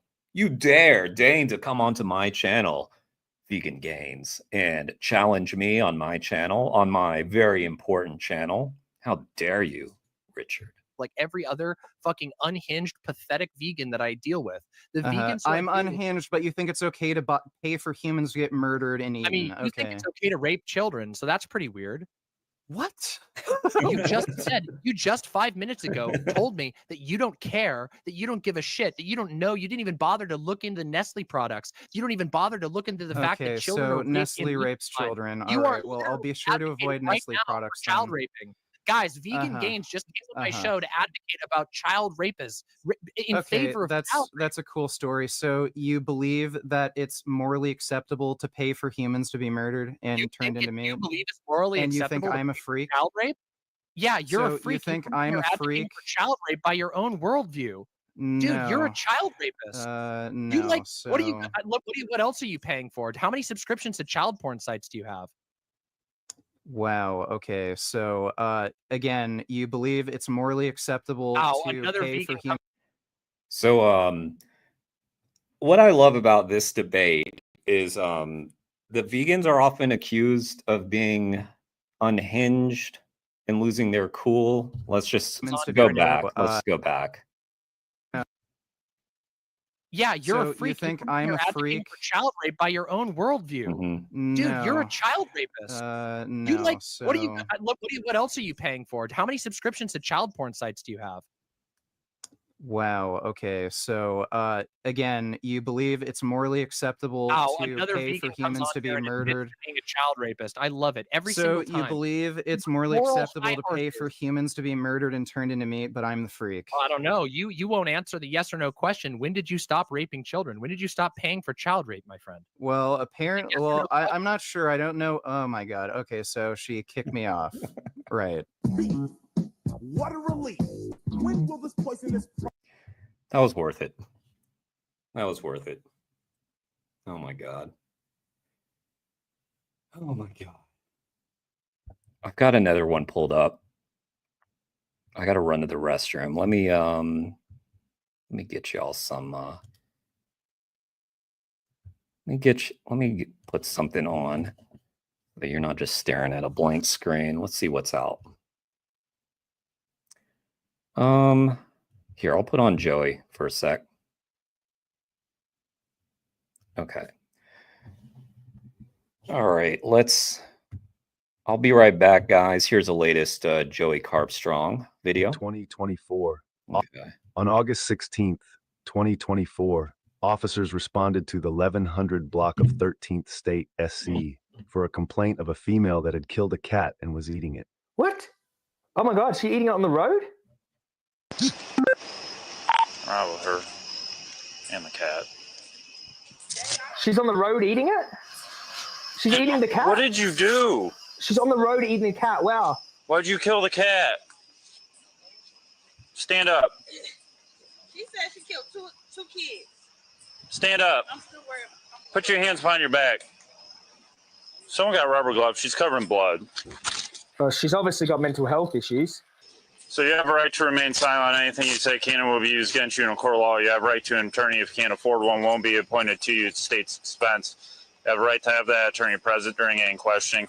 You have a right to stop answering any questions once they begin. Do you understand your rights? Okay, so this mentally disturbed woman has killed and eaten a cat on the driveway of her house, it looks like. And this is obviously a shocking act of animal cruelty and, you know, something I'm deeply against. But what I'm most interested is in the judge's comments here. A 27-year-old woman in the US who killed and ate a cat has been sentenced to 1 year in jail after a furious judge slammed her for the stomach-turning act. You've embarrassed this country. You've embarrassed this nation. More importantly, you've embarrassed yourself. She killed and ate a cat. She killed and ate an animal, all right? To me, you represent quite a danger to our community. This is repulsive to me. I mean, that anyone could do this to an animal. And an animal's like a child. I don't know if you understand that or not. I can't express the disappointment, shock, and disgust that this crime has brought to me. I don't know what could prompt anyone to want to eat a cat. So that's a very interesting and powerful quote there from the judge, that he believes it's repulsive to kill and eat an animal, and that an animal is like a child, and that he can't express the disappointment, shock, and disgust the crime has brought to him. If the judge thinks this case of shocking animal cruelty and killing is bad, wait till he steps foot in an American farm or an American slaughterhouse, or any farm or slaughterhouse for that matter. If he thinks killing one cat, which is, of course, it's a moral crime, it's a tragedy to kill a cat and eat them. If he thinks killing one animal is an embarrassment to the nation, what does he think about the hundreds of millions, the billions of animals that are slaughtered in the US every year? Tortured first, in multiple ways, mutilated on farms, their private parts fiddled around with to breed them, the terror in slaughterhouses, baby animals being slaughtered routinely on farms, calves in the dairy industry stolen and killed, veal calves kept in crates and slaughtered to be eaten, baby animals, okay? Chickens slaughtered at 6 weeks old, literal babies by every definition, literal baby animals being slaughtered en masse in the US every year. This judge probably went home after that sentencing feeling real good and righteous about himself, sat down to a chicken dinner or a steak while he's condemning this woman who clearly has mental health issues for killing this cat. Look, listen, I'm not condoning it for 1 second what this woman has done, mental health issues or not. She deserves to be locked up. But if she deserves to be locked up and justice hurled upon her, then what deserves to happen to animal agriculture worldwide and those who participate in it and those who pay money? What about this, judge? What if I paid her to kill that cat for me to eat? And what if I cooked that cat up on my barbecue and invited people around for cat legs? Would that have been more acceptable to you, or still a disappointment, shock, and embarrassment to the nation? If that's the case, what is the morally significant difference between killing and eating a cat and killing and eating any other animal when it's completely and utterly needless? Further than that, the Stark County prosecutor, Chelsea Small, Right, Sean? called the cat incident one of the most disturbing cases that I've seen as a prosecutor. One of the most disturbing cases. Is it your first day as a prosecutor? Have you not been made aware of the horrors of animal exploitation in America? The disgusting horrors of factory farming and the torturous slaughterhouses that are peppered all throughout the country? How is this one of the most disturbing cases that you've ever seen? Anyways, maybe they are cat lovers. We love cats too. We wouldn't want to see a cat be killed and eaten either. But it's just the blatant speciesism, the discrimination between species. It's a moral crime to kill a cat, but it's a moral crime to prevent me from eating the pig. It's almost like if I were to liberate, when this happens all the time in the US actually, where groups like DXC liberate animals from farms to literally liberate them from suffering and to get them vet care, but they're facing years in prison because of it. They're being prosecuted by prosecutors like Chelsea Small for liberating animals from their suffering and ultimate slaughter to be eaten. They're liberating animals from that reality. They'll be prosecuted for that by prosecutors who would be disgusted by this woman's behavior eating the cat. Now, isn't that a back to front world? So there are some comments here. Dawn says, oh my goodness, she needs to go to jail. Rebecca says, wouldn't you think fishing would be a better option? Fish would have to be better tasting than cat or dog. Okay, so she's basically being a speciesist here and saying it's okay to torture and murder a fish and eat them, but it's definitely not okay to kill a cat because they wouldn't taste as good. Sounds like Rebecca is slightly mentally disturbed herself, or conditioned by a disturbing culture, probably more accurate. Benjamin says, that's very common in other countries. I'd eat one if I was hungry enough. Okay, Ben's just one of them edgy, tough guy, so cool. Yeah, man, I'd kill and eat an animal, man. I'd kill and eat a cat. I'd kill and eat someone's cat, man, because I'm edgy and cool. Ben, mate, you must have had no friends, no girlfriends in high school, and you must be a very lonely man. Megan says, sickening and disheartening. The trust that cat felt beforehand makes it even more heartbreaking and gut-wrenching. There are evil people on this earth. God, please protect our animals. Megan might be a vegan, actually, so I don't want to condemn everyone in this comment section for, maybe they are a vegan, but Megan the vegan, or Megan the new vegan, maybe she will go vegan after this. Maybe she is a hypocrite. Guys, I just posted the 2 links. So the first link that I posted was the Demon Mama debate. Make sure you go and heart that and show Richard some love for that debate. Richard did awesome in that. And the second link is this video from Joey Carbstrong. So do the same for Joey. Who knows? But people like Megan who have compassion for all animals should definitely be vegan. And there are plenty of you out there. She needs to go to prison for life. It's so disgusting, disturbing, and inhumane. I agree. And if she needs to go to prison, then we need a second Nuremberg trial for all those involved in animal agriculture and hunting and animal testing and other forms of animal exploitation, cruelty and killing that take place all over the world, like fur and leather and down, and all of these moral crimes are taking place. Please do not keep your head in the sand about all this. Just express the outrage you have for this poor dear cat to all animals who are exploited and murdered. Joseph says, but did she confirm that it tasted like chicken? I mean, here we go. This is how bad chickens have it, you know what I mean? Yeah, chickens have it bad. If she had killed a rabbit or deer or chicken, no one would care. Will said it best here. It's so true, mate, and that's because of human supremacy and speciesism. We dictate kind of which animals we care about and which animals we can kill and eat. We have this very supremacist attitude. That supremacist attitude in our mind actually leaks out to other behaviors like racism and sexism and just dehumanization of other people as well. We see it all around the world in wars where people are dehumanizing with a supremacist attitude and using silly justification to bomb children. It happens all across the world, and we need to recognize that supremacist mindset, that speciesist discriminatory mindset, and address it. Otherwise, it's likely to manifest in other forms of supremacist behavior towards each other. And that couldn't be a truer statement currently today in society. I mean, I'm all for people being against killing cats. Great, good work. But please look inside your heart. Look on top of your dinner plate. Tell me how many animals have been tortured and slaughtered in order to feed you this week. Tell me, count them. Think about those animals, what they went through. Before you point the finger at this woman, now we all should, of course, point the finger and hold animal abusers accountable. But before you do that, just look down at your dinner plate, okay? Take away all of those animal products from your lifestyle, boycott them, and then you can feel much better about pointing out other cases of similar animal abuse. Please have a consistent ethical framework that encompasses. All right. Okay, here's the other one I pulled up. So great video by Joey Carbstrong. Here's this other one. This one's an hour and a half. Not sure if we'll go through the whole thing, but I remember this one also being quite funny. Okay. All right, what's going on, everybody? It looks like we're live. So I am joined here with John Zerka. And y'all let me know if the volume's fine. And yeah, I heard you talked about veganism a bit, and somebody from my chat said you talked shit about me. So then I just reached out to you and offered to debate, and we agreed to debate on the ethical principles of veganism. So my position is... Hold up. What did I say about you? I don't know. Somebody just said, somebody said something in my chat. I have no idea if you said something or not. Somebody just said that you... No, I want to know, do you have this guy's name? What did I say about Vegan Gains? I have no idea. I don't know what that guy thinks you said, but somebody told me that you were like talking shit about me or something, and you've mentioned veganism before, so I figured I'd just email you.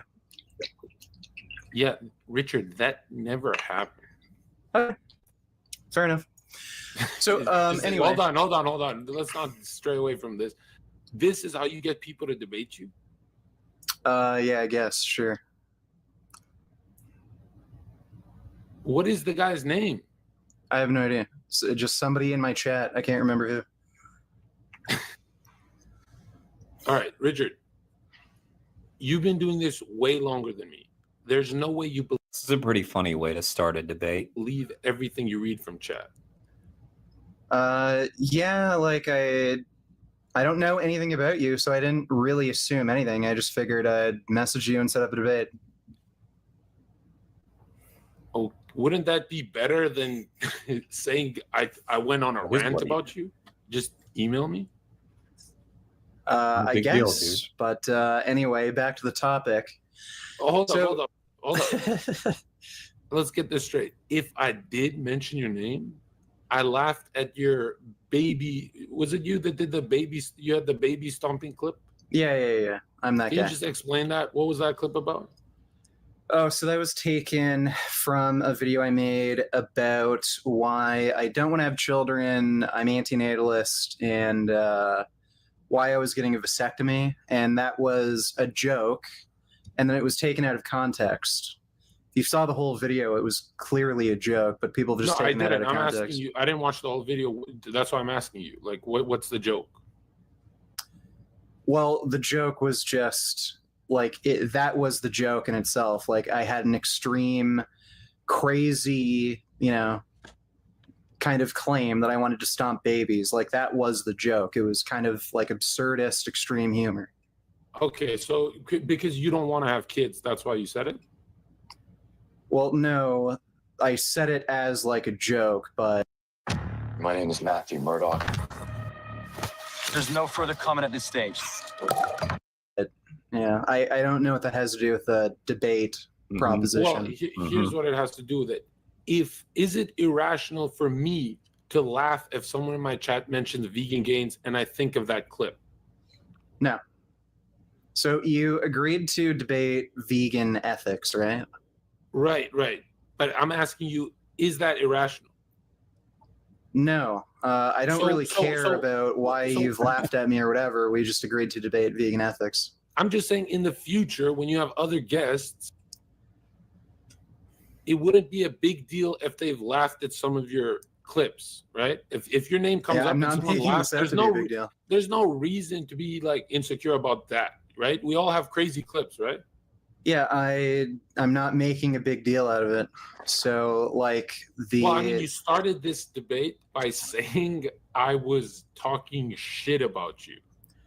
Well, I said somebody from my chat mentioned that. Yeah. But anyway, Richard is I'm chill. not Hold the on, one hold making on. a big deal out of this. I'm not making a big deal, but why don't you clarify to the world I don't do that? Okay, sure. You don't do that. No, not okay, sure. He I doesn't wanna know hear you, from dude. You, Richard, do I do that or not? Have I No, gone on a sure. rant about vegan gains? I'm not sure either way. I haven't seen enough of your content, but if you tell me you haven't, then sure, I'll believe Okay, you. so there's zero analysis done on my channel. I just get painted as a bad guy from the start of the debate. What the fuck is I wasn't this, painting you Richard? as a bad guy. I was just explaining how this debate came about. So anyway, back to the Okay, topic. one more thing.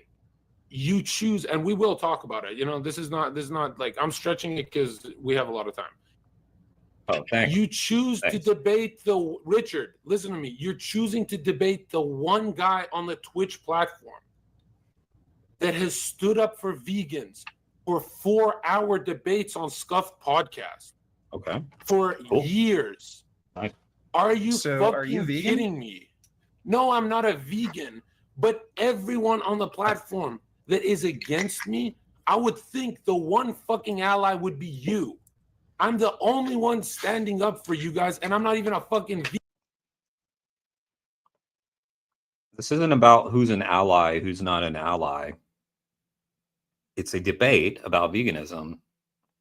So it wasn't even combative at all from the start. Vegan, and I get painted as this. Just because Richard was under the impression that someone had said in his chat, which if you ever joined Vegan Gains' live stream, the chat moves very fast, so things are going through.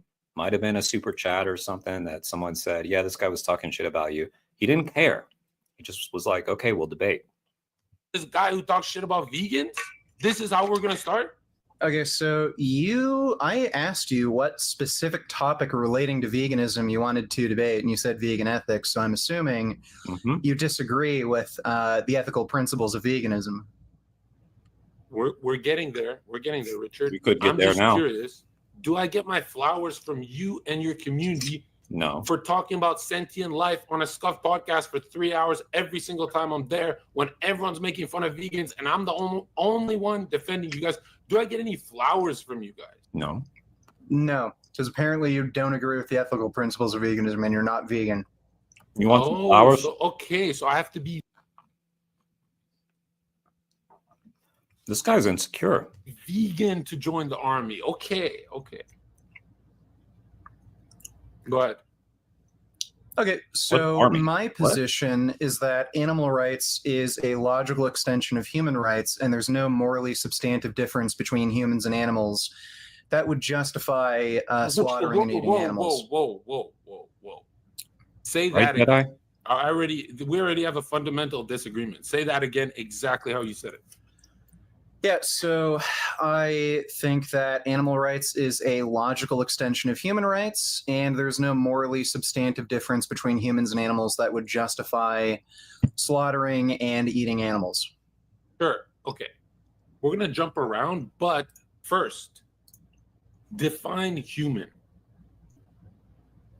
Okay, well, I don't know if I really need to. I guess human would, yeah, I suppose human would be anyone who's recognized as human in our society. Yo, come on. You're that's not really starting. the Hold only- on. I don't mean to interrupt. I hate when people interrupt me. You cannot be starting off this horribly. Human is who people what? I'm just using the most general, fundamentally agreed upon definition of human, I guess. Anybody who would be seen as human in society. If or I had recognized said, as human. if the tables were turned and I was the vegan in this debate, you would say that's bad faith. A human is who how is is that? recognized as human in society. That sounds like you're trolling me. No. Whoever we generally agree upon as being human. So I could just say Homo sapien. Okay. I Doesn't don't matter. Well, like according to my ethical belief, I don't Not think yours. it's really Not important yours. that I We give can a. Google. We can Google stuff. It's not according to Vegan Gains. I'm asking you, define human. You're saying who someone in society can subjectively point out. Is that what you want to lock in? Yeah, that's all I really care about. Like, my position doesn't really hinge upon any kind of really exact, coherent definition of human. Like, it could just be anyone who generally in society would be recognized as human. So you could be an alien disguised as a human. Nobody would know. I'd still say, okay, who cares? That's a human. As long as generally speaking, society as a whole recognizes you as human, then you're human. I don't really care about any exact scientific specific definition. It doesn't hinge on my argument. So we're going to throw science out the window for the whole debate?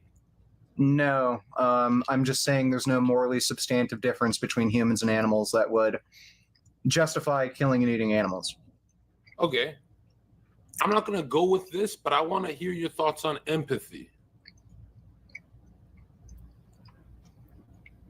So what's your position exactly? Hold on. Don't run from this. Empathy, humans versus animals. Just clarify that. You're not really asking me a question. Okay.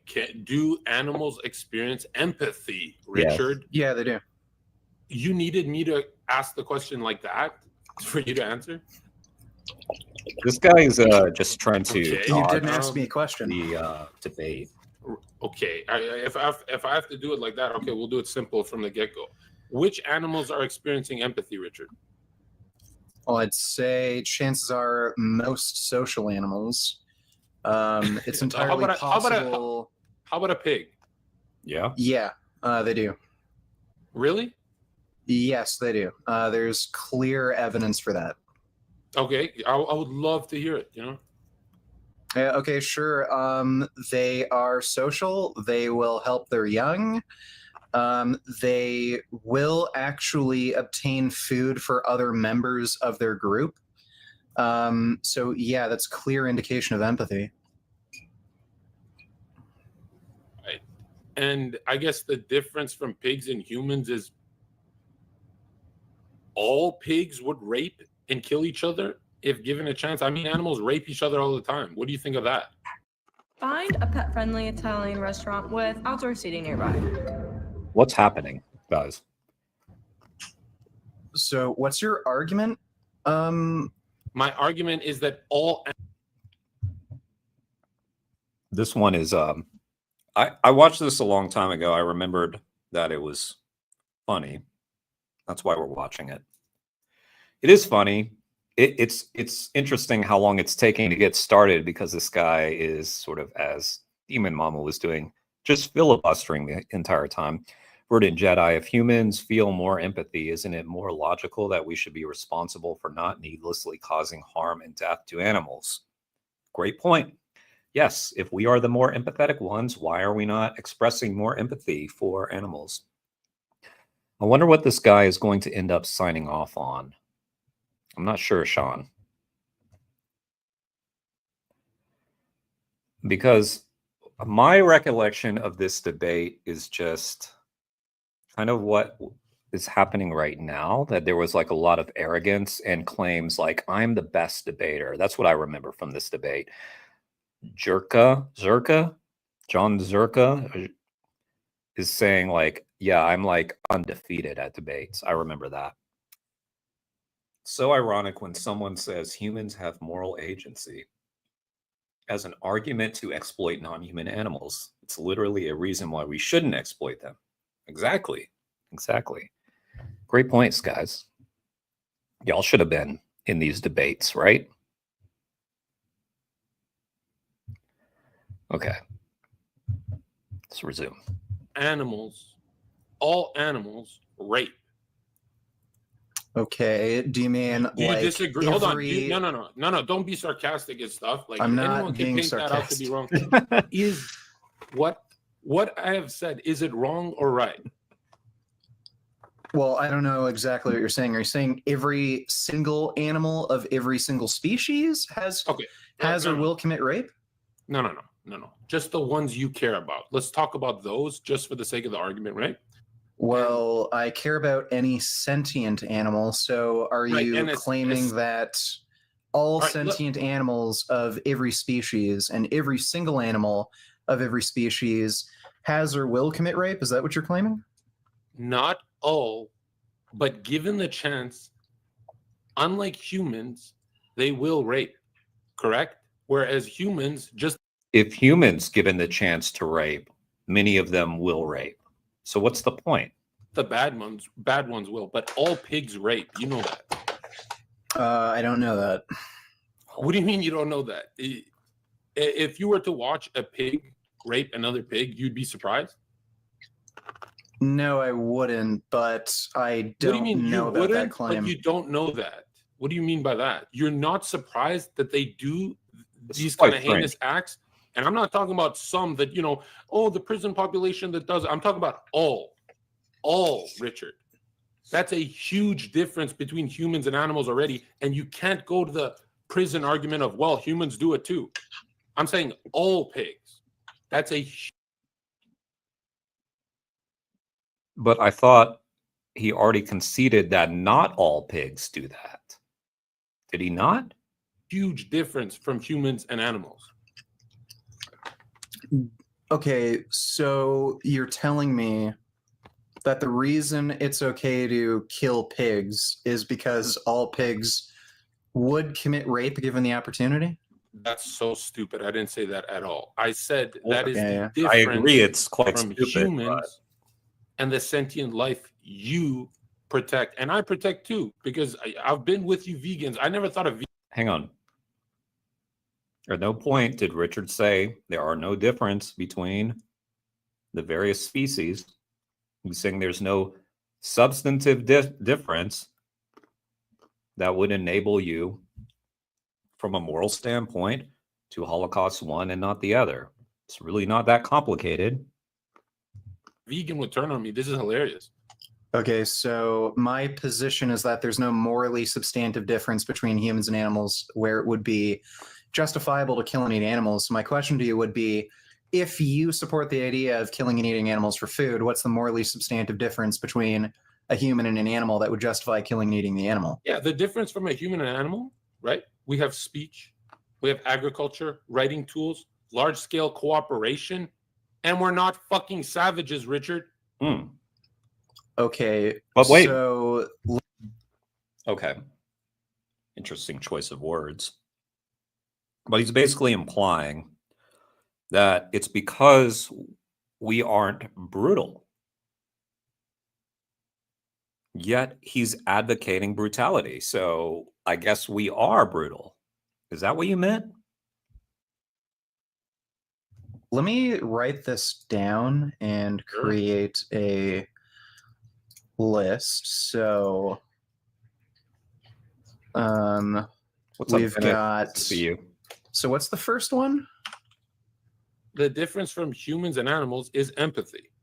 We also Okay, well, have you speech, empathy, speech, okay. agriculture, Okay, agriculture, writing tools, and large-scale cooperation. Oh, writing so tools. specific. No, writing and tools. Okay. Writing tools, okay, and large scale co-op. Okay. Let me just go through this one by one. Empathy. We know animals have empathy. We know they have speech. We know this. They do communicate with each other. Agriculture. I mean, what does that really... They don't plant crops, but they certainly know how to harvest food for themselves, don't they? So I would count that. Writing. I mean, okay, no, but writing is basically just communication, which animals do. Tools. Animals do use tools. Some very bright animals do use tools. Large-scale cooperation. Animals obviously do that. I mean, they do it a lot better than we do, as we are not very good at cooperating. Just look at an ant colony. Like, people question whether ants have sentience, right? Look how they cooperate. Operation. And the last one, we have souls. We have free will. Okay. Okay, so is it souls or free will? Do souls. Let's do souls. That's Okay. way Let's. more Yeah. fun. It's okay. Sure. With souls. I don't think you're being honest about that last one. Are you religious? I have to be religious to be spiritual. Not necessarily, I suppose. You're an atheist, right? Yep, I am. Not to like go off topic too much, but why? Because I have not seen adequate evidence of a God existing. What about scientific evidence? Scientific evidence of what? Cause and effect. The effect of the universe needs a cause. I don't know why it necessarily needs one, or if that cause would be a God. Right. So you'll believe in science, cause and effect, but you won't believe it on a larger scale if we look at the universe. Yeah, I believe if you're talking about an original, I believe when Richard's talking about science, he's talking about evidence, having evidence for things. Original cause, I don't know why I would immediately assume the original cause would be a God. It could be like some special particle or something. Right. Oh, so what you're saying is you believe in intelligent design without a No. design. He did not say that. No. Oh, random design? I don't see any evidence that the universe was designed. He's agnostic. There is no evidence that the universe is designed. Would you not even believe in evolution now? Evolution has nothing to do with design. Oh, whoa. Okay. Natural selection has nothing to do with design. That's right. You can see that this guy's strategy right here is to just sound like he's smarter. And he's debating Richard. Zerka? Do you say it Zerka? Is it Zerka or I guess it's Zerka. We'll say Zerka. Zerka didn't even explain why those points are valid justifications to harm animals. No, we're 16 minutes in and we haven't really gotten to anything of substance yet. Just please substantiate your claim. It's literally in the name, natural selection. So, right. So you're saying it's beings random. that are more fit to survive will pass on their genetic traits. Right. So you're saying there is nothing about a cheetah that screams intelligent design. No. Right. That means if we follow this to its logical conclusion, we come down to the Big Bang Theory and you believing the whole universe is just chaotic and random, right? That's the atheist position. So my question to you would be, hold on. Oh, take your time, please. If the whole universe is random, Richard, that would be equivalent to you believing if you throw a chalk at a chalkboard infinite amounts of times, that it will eventually write Shakespeare. You believe that, right? Why not? Sure, I guess. Infinite? If there's an infinite amount of possibilities, sure. That's bad faith. Let me ask that again. Not. Infinite amount of possibilities. We're giving the quality of infinity, which is the quality of God, yes, to matter, right? He answered. You believe if humans threw a chalk at a chalkboard for infinite amounts of repetitions, that it will eventually write Hamlet. Yes? Yeah. I have done these before, Dennis. Lately, I've been focused more on just the YouTube and reacting. But yeah, I don't know if you remember this. Was it you? I offered to do it with you. Didn't we? Didn't I ask you? Do you want to come on and debate? We'll do it. If we're talking about infinity, Might have been someone else. I don't know. Are you lying? Yeah, I'm down to debate you, Dennis. No, I also don't know what this has to do with the vegan debate. I just said we're taking a detour. Are you uncomfortable with this part? I just rather not waste time. Okay, trust me, we have time. We're gonna go through the next points quick. So just say for the clip, right? And trust me, dude, I'm not your hater. I know you think I'm your hater. I'm not. The way I speak is for content, but just say for the clip, yes, Vegan Gains believe if humans throw a chalk at a chalkboard for infinite amounts of repetitions, it will eventually write Romeo. He said, please, for the clip. He wants the soundbite now, and he's just admitting, give me a soundbite. And Julia. Yes, sure. Well, say the whole thing. I want to hear if it sounds bad faith or not. He doesn't care. It doesn't. If you're talking about infinity. Well, just say the whole thing then if you're confident. Yeah, sure. If you throw chalk at a chalkboard an infinite amount of times, it'll eventually write Shakespeare, sure. Yeah, why would it not? And okay, there we have go. no way to disprove that, but that's where you and I will always disagree, right? Okay. Yeah, I guess so. Back to the veganism thing. Wow. Right? Thank God. You're telling me you got back to it. That pigs, and I love pigs and stuff like that, but you're telling me if given a chance, pigs don't rape other animals? Yeah, Dennis, I think I was gaming or something at the time. I think I was playing Alien. It was like the first time we met. But yeah, I'm down anytime you want to do it. I mean, so long as I have time, obviously, and you have time. When people bring up God and stuff, I mentally check out. Hopefully we're off that, Sean. Hopefully we've moved past it. I'm not entirely sure. Does most of society go around raping? No, but a lot of, so you're talking about opportunity. A huge aspect of rape is opportunity. I'm not talking about that's opportunity. One of the reasons. I'm talking about instinct. It's their instinct to rape. Care to provide empirical evidence for that? Come on, dude. I have to always do a debate with you and bring evidence. I have to bring. But Yes. Do you want me to? So hold on. We can't even have a conversation. You could just say that about anything. There's no way you. How old are you, Richard? I'm 30. Oh, you look young as fuck. Holy shit. Okay, the vegan stuff is working for you. Well, You look thank you. good. Yeah. Thank you. You jacked as fuck, right? But Thanks. you're a lot leaner in that photo. You look better in that photo. But anyways, you're telling me that I Silly need to show excuses. you evidence that pigs would rape any other animal? Yeah. There's no way a 30-year-old man is going to say that to me, dude. Wait, say that again. Sorry, I wasn't listening. 30-year-old, you evidence that pigs would He rape any is other very easy to tune out, isn't he?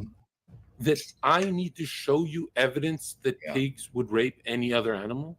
There's no way a 30-year-old man is going to say that to me, dude. No, why not? Like, I don't know that's why bad you faith. assume. Is that bad faith or not? Like, it almost feels like my tone is trolling, right? It's content, but you're actually trolling me right now, right? Yeah, so I don't know why I would assume a pig would rape any animal given the opportunity. I don't really know much about pig behavior, and it's kind of weird that you're bringing this up because in order for the animal agriculture industry to exist, humans have to rape these animals. And in the case of pigs, actually, in order to inseminate a female pig, you have to sexually arouse them. So you actually have to play with their genitals to the point where they're sexually aroused, and then you'll actually successfully inseminate them. So you're missing the salient point. I I'm don't saying think so. most of society, humans, don't go around raping. Okay. Do you agree, or Yeah, I would agree with that. Sure. is that a huge difference between pigs and humans? I don't know. I don't think so. I don't know enough about You just pigs to know whether or agreed. not they go around raping. Richard, you just agreed. No, he didn't. I don't think I did. No, I didn't. You agreed. That's the fundamental difference. And now you're saying, I don't know. Show me data. What is the point of this? Like, can we just move on from this point? 2 seconds ago, you just agreed to me. What I said. No, I didn't. Okay, why would I lie about something like that? What the fuck? Well, I don't know, because you're full of shit. You lie about agreed to me. Difference, and now you're saying, I don't know. Show me data. 2 seconds ago, you just agreed to me. What I said.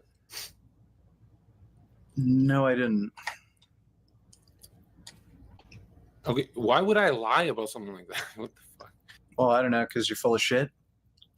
You just agreed that that's the. I really enjoy Richard between taking bites saying, yeah, I don't know, because you're full of shit. Difference most of humans as this guy gets increasingly worked up. Once again, Richard has the reputation of getting very unhinged, right? And look how chill. Look how chill. Society does not do that rape stuff, but you just agreed pigs do, right? Hang on.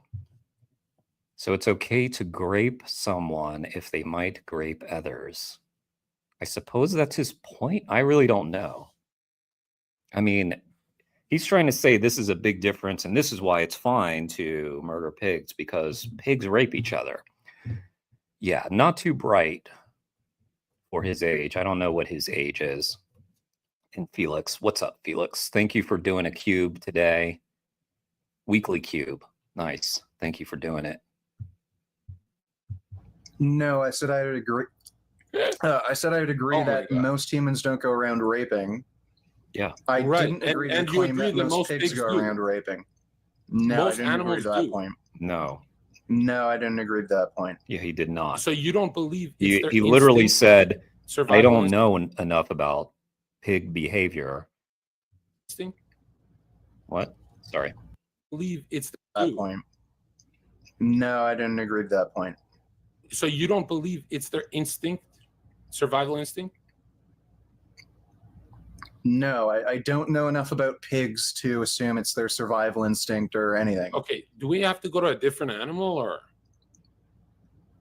I don't really care. what animal do you know about? I don't know. Cats, dogs, chickens. Do cats and dog rape? I'm not sure. Oh I my don't God, think they man. really. Richard, you're older than me. Yeah, I don't think they really do. No. This is the most bad faith argument I've ever been in. And you know what's so funny? You can. Well, it's like, I'm pretty sure they do. Some of them do. But it's also it's also sort of implying that every sexual act is non-consensual in the animal world, which no, it's not. Animals know how to consent. This is one thing that's interesting. Like people saying like animals don't have ability to consent. Like anybody who's had a dog or a cat knows that they communicate to you things that they don't want you to do. Cats especially, oh my God, they will fuck you up with their claws. If you bother a cat, they will fuck you up. You'll have the scars to prove. You can easily win the debate if you give grounds on this, but you know you're being exposed to the difference. Personally, I'd go with Sparkle. It cleans everyday messes, and it won't clean out your wallet. Between humans and animals right now. Yeah, I'm quite certain. So again, he never said that there aren't differences between humans and animals, even though humans are animals. He didn't say that there are differences between humans and other animals. Never said that. Never once did those words come from Richard's mouth. Certain that animals like cats, dogs don't commonly commit rape with when they commit sexual intercourse. By the way, we're 24 minutes in. Applause. I'm not going to do it because of the pup I got here. I don't want to startle them. However, big applause to Richard for his patience so far in this debate. No. Are you thinking of domesticated dogs? Could be any. Could be wolves. Richard, you don't believe that. You're just doing this for your channel right now. No, I genuinely believe that. Do you have any evidence that wolves commonly commit rape? I need evidence to tell you animals behave like savages. For the specific claim that you're making. That's crazy, Richard. That's so crazy. For the specific claim that you're making, yeah, you need to provide evidence that. So I don't know. Again, he used that word again, sort of to imply that animals are brutal to each other, while trying to justify acts of brutality towards animals.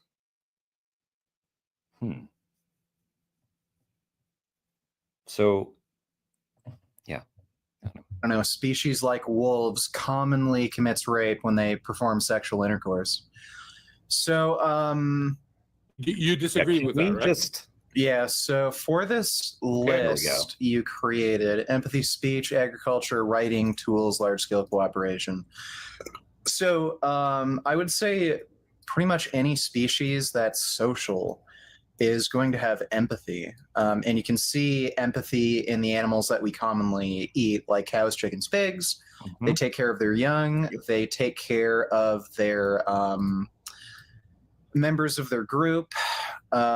They will actually even take care of other species in a lot of circumstances. Right. I've seen chickens take care of like baby kittens and stuff. I've seen cows take actually play and take care of dogs and make friends with other animals. Have you seen roosters rip apart chickens? I'm sure they get into fights. I definitely wouldn't be able to deal with someone like this, says Sean. I agree. I mean, it would be quite frustrating. I mean, yeah. Richard just was like, I am super chill for this debate. Humans are capable of graping too, so what's his point? It's more worse for humans to do it because we have moral agency while animals do not. Why is this topic relevant? Yeah. It's not relevant. This is just John Zerka trying to dodge and prevent the debate from getting started, really, because it really has barely gotten started. But that doesn't mean they lack empathy. So Sure. What about a lion? Let's go to a lion. This is just for fun. A lion will kill another lion's cubs if he impregnates one of the mates, right? Sure. Right, and humans will kill each other if they have minor disagreements. What is your point? That's great. Right. There's a I'm lot not of really empathy with talking about lions, lions right now. Oh, Does you that want not show much empathy in humans either? Kind of like how you're not showing much empathy for the animals that you're advocating that we murder and eat, right? to talk about lions? Okay. I don't. Well, My bad. Let's go to chickens. Let's go to chickens. So wait. don't eat- Just real quickly, it seems to be Zerka's position that if someone lacks empathy, then it's fine to lack empathy for them. Now we know that the animals we kill and eat do have empathy. So this is a stupid point, but he's also excusing himself not showing empathy. It just makes no Eat sense. lions. It makes no sense. So Poor Richard, my God. He did great though. well, My bad, I man. meant- Let's go to chickens. Let's go to chickens. Yeah, let's go to chicken. Let's we go to don't chicken. eat lions, so I'm saying animals are savages, Richard. okay. Again, Let's go to chickens, though, right? you Right, so you're are saying if a doing chicken- you like the behavior that you're trying to call out animals for, you are participating in. Maybe not rape, obviously, but actually you are, because you're paying for animals to be raped in the dairy industry, in the meat industry, to be artificially inseminated. So yeah, his choice of words. Was big. Let's say a chicken was as big as a velociraptor, right? It All wouldn't right. go around pecking the fuck out of a human and acting like a savage. It might. It might. There's a good Dude, chance. hold on. No. Let's stop here with the chicken one. Do chickens eat meat? Yes or no, Richard? Sometimes. Yeah, they do. They Oh, do wow. eat like Oh, wow. insects That's- and Oh worms wow. You eat meat. So should we kill and eat you? and grubs and stuff. That is the one good faith thing you've said this whole debate. Thank you so much. Say that again. Actually, everything that Richard has said, Richard has like been very good faith this entire debate. Yes. And like, yeah, this is, and this is why one of these debates, like this debate in particular, stood out for me. Like the Demon Mama one, like just because it kind of flies in the face of the impression that many people have about Richard, just how chill he's being. So chickens do eat things like worms, grubs. I have seen chickens kill and eat mice. Yeah, you've seen I saw that on YouTube too. So yeah, and is it logical to assume if there was large, and we have to do hypotheticals to even do this debate, right? I know it's ridiculous, and there's like a 12-year-old in chat that's going to be confused, but I don't give a fuck. If a chicken is as big as a velociraptor, is it okay? Are you sure that you're not the one confused? Because I feel like if you were to debate that 12-year-old that you say is confused, you might get your ass handed to you. Okay to assume it'll see us like insects and fucking pick us apart? Sure, maybe. Yeah, there's a good chance. Right. Where's the not empathy sure if they here? would, I'm though. really confused. Where's the empathy here? You Where's yours? can lack empathy for one thing, but have empathy for another thing. Like, what do you mean? Like, what do you mean by having empathy? Anyway, I'm saying most of human society doesn't go around acting like a velociraptor, raping and killing and pecking the shit out of people, but a chicken most certainly will if given that size, right? That hypothetical size. And you know it. I know that. That's why you're not afraid to walk downtown next to a human. But you are terrified. You would be terrified of a giant fucking velociraptor chicken. And the reason why I'm choosing a giant chicken is it's great memes, right? There'll be memes of me winning this debate and pictures of me on top of a giant chicken, Richard. But do you agree? So again, he's done this now once where he said, can you please repeat that for the clip that I'm going to, like, he wanted Richard to say the thing about if you throw chalk at a chalkboard an infinite number of times, it could write Shakespeare. And now he's saying, I'm doing this for the memes. So again, his interest in this debate isn't the topic, it's how to frame it after the fact, which is also quite interesting. I mean, I think that it's sort of backfiring on him because, yes, I believe this is a meme-worthy debate. I don't think anybody really cared enough to turn it into one, but it would have been quite easy to do so. If anybody wants to jump on that. Downtown, you would be less fearful of, just walking in broad daylight next to, humans. And I believe society's fucked anyway. I'm not defending humans too much, but I'm defending them against these vegans, right? So do you believe wait. Didn't John Zerka at the very beginning of this debate say, I defend vegans? Why are you coming at me? I'm the one who defends vegans during 4-hour streams. Shouldn't I get my flowers for that? And now he's saying, no, I'm defending myself against these vegans because Richard is having a very, very, very civil discussion with him and has allowed him, which is kind of unusual for Richard. Richard often will not allow someone to divert a debate in this way, but he has been super chill and has let Zerka take him down these weird rabbit holes. And I guess it's because Richard's enjoying his food right now. And he is not in any hurry. Fucking chicken than a random dude at Best Buy? I don't know. I don't know if a giant chicken would prefer to kill and eat humans. I'm not sure. You just said that they eat mice and living, moving, crawling creatures. Yeah, I don't know if they... Right. Well, but a mouse is much smaller than a chicken. And I don't think they prefer to eat mice. They have eaten mice. Now, I could be wrong about that. A velociraptor would obviously be larger than a human if we're going by what I learned from Jurassic Park, which is the reason we all know what velociraptors are. Let's just be real. It's from that movie. They were quite large, but it wasn't like this size difference. Maybe it was. I don't know. Anyway, I'm not making much sense with this, but whatever. They normally go after mice. Here we are talking about velociraptors.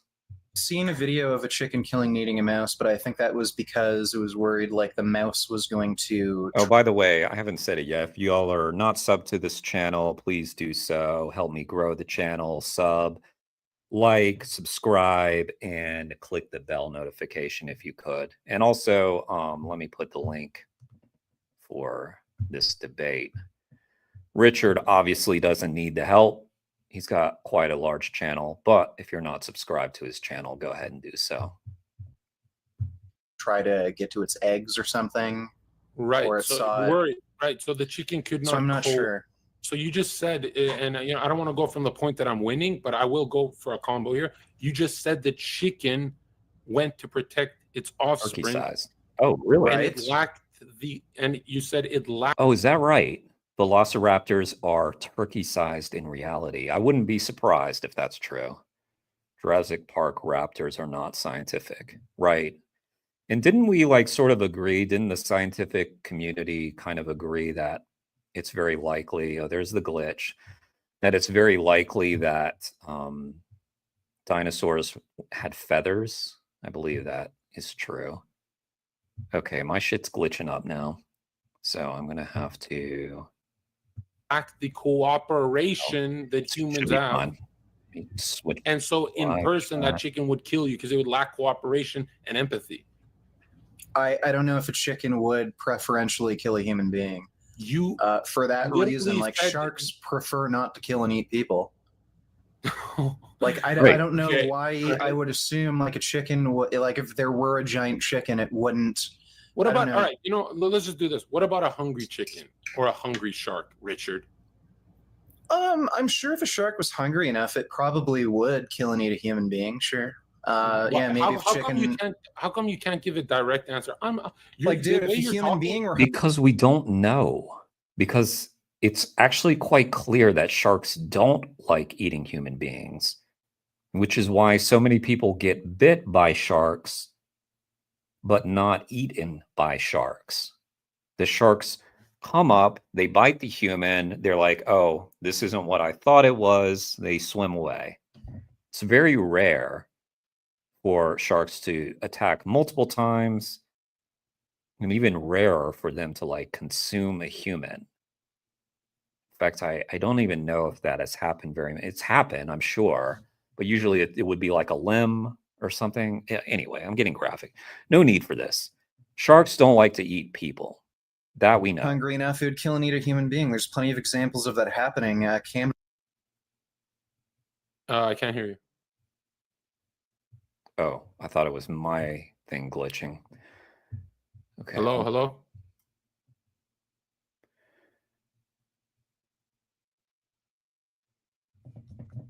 Yeah. Okay. Okay. So you have, please. Okay. All right. Let me catch up with the comments. Just playing Rocket League, and I think the kid raging switched my Wi-Fi off, made us lose, and maybe get banned for 5 minutes for leaving. Well, damn. Well, damn, Dennis. Having a really hard time resisting temptation to ask my friend to turn his off for the next hour. I don't know, I'll leave for now, but saved his gamer tag in case I change my mind. Well, keep us posted, Dennis. Let us know. Please go back to the cannibal part, please. Yeah, so cannibalism was pretty commonplace during the civil wars in Liberia because there was huge food shortage, but there were plenty of dead bodies. So, like, human beings will kill and eat each other if they're hungry enough. There was a circumstance where there was a crashed plane that landed in a very remote area, and they were there for several weeks, and the people there were beginning to starve, and they killed and ate each other to survive. So, like, I don't know why I disagree with that. Yeah, I don't know why you're pointing out that, I don't know, if a chicken were hungry, it'd kill another person. When that's not a unique You're aspect obfuscating, of... Richard. You're obfuscating. Let me tell you why. You just said humans will eat each other for survival when they are starving. But a chicken doesn't need to be starving. It could be just hungry. That is and the size literally of the opposite of what he just said, that he doesn't know. This guy really, there's a screw loose, because he's the one who brought up if they're hungry enough. And then Richard, I recall this, said, I'm sure if they're hungry enough, they will probably eat. And that's why Richard is talking about human cannibalism. What the fuck? Velociraptor, and it'll come after you. There's no cooperation. You're not negotiating with a giant fucking chicken, Richard. Do you really believe that those people on the island didn't spend weeks and weeks trying to figure something out and cooperating with each other? Okay, so I think the moral of the story is, if you want to have a nice chill debate with Richard, you gotta catch him when he's eating some food, because Richard doesn't give a fuck. He is willing to go down any of these rabbit holes. Saying a morally substantive difference between humans and animals is the ability to negotiate, cooperate. Yep, and empathy. Okay, so if there were a group of people that wouldn't be able to negotiate and cooperate, you'd be in favor of killing them all? No, that's an extreme that you and Destiny like to do because you're losing the debate. Well, then that is a contradiction. All right, play it out. Go ahead, play it out. Say it again. Okay, well, you claimed that the morally substantive difference between a human and an animal that would justify killing an animal is animals lack the ability to negotiate and cooperate. And the example you gave is, if a chicken were hungry, it would kill you. If the human were hungry, it wouldn't necessarily kill you. It would have to be like an extreme kind of situation, and you'd probably be able to negotiate. Now, if there were a hypothetical, person or civilization, let's say, like the Sentinelese on North Sentinel Island, that immediately kill anybody who comes towards their island and shoots bows and arrows and spears at them, would you be in favor of wiping them out and killing them and turning them into hamburgers? Because they've been essentially trade equalized to a chicken where you can't negotiate with them. But they're living in peace on their own island. Right, and chickens aren't going to kill and eat you unless they somehow become gigantic. So I don't know how that's... No. It's not about chickens becoming gigantic, Richard. It's the fact that chickens rape and kill when given the chance. They eat mice. You even said that. Yeah, okay. Humans rape, kill, and eat animals. Okay. So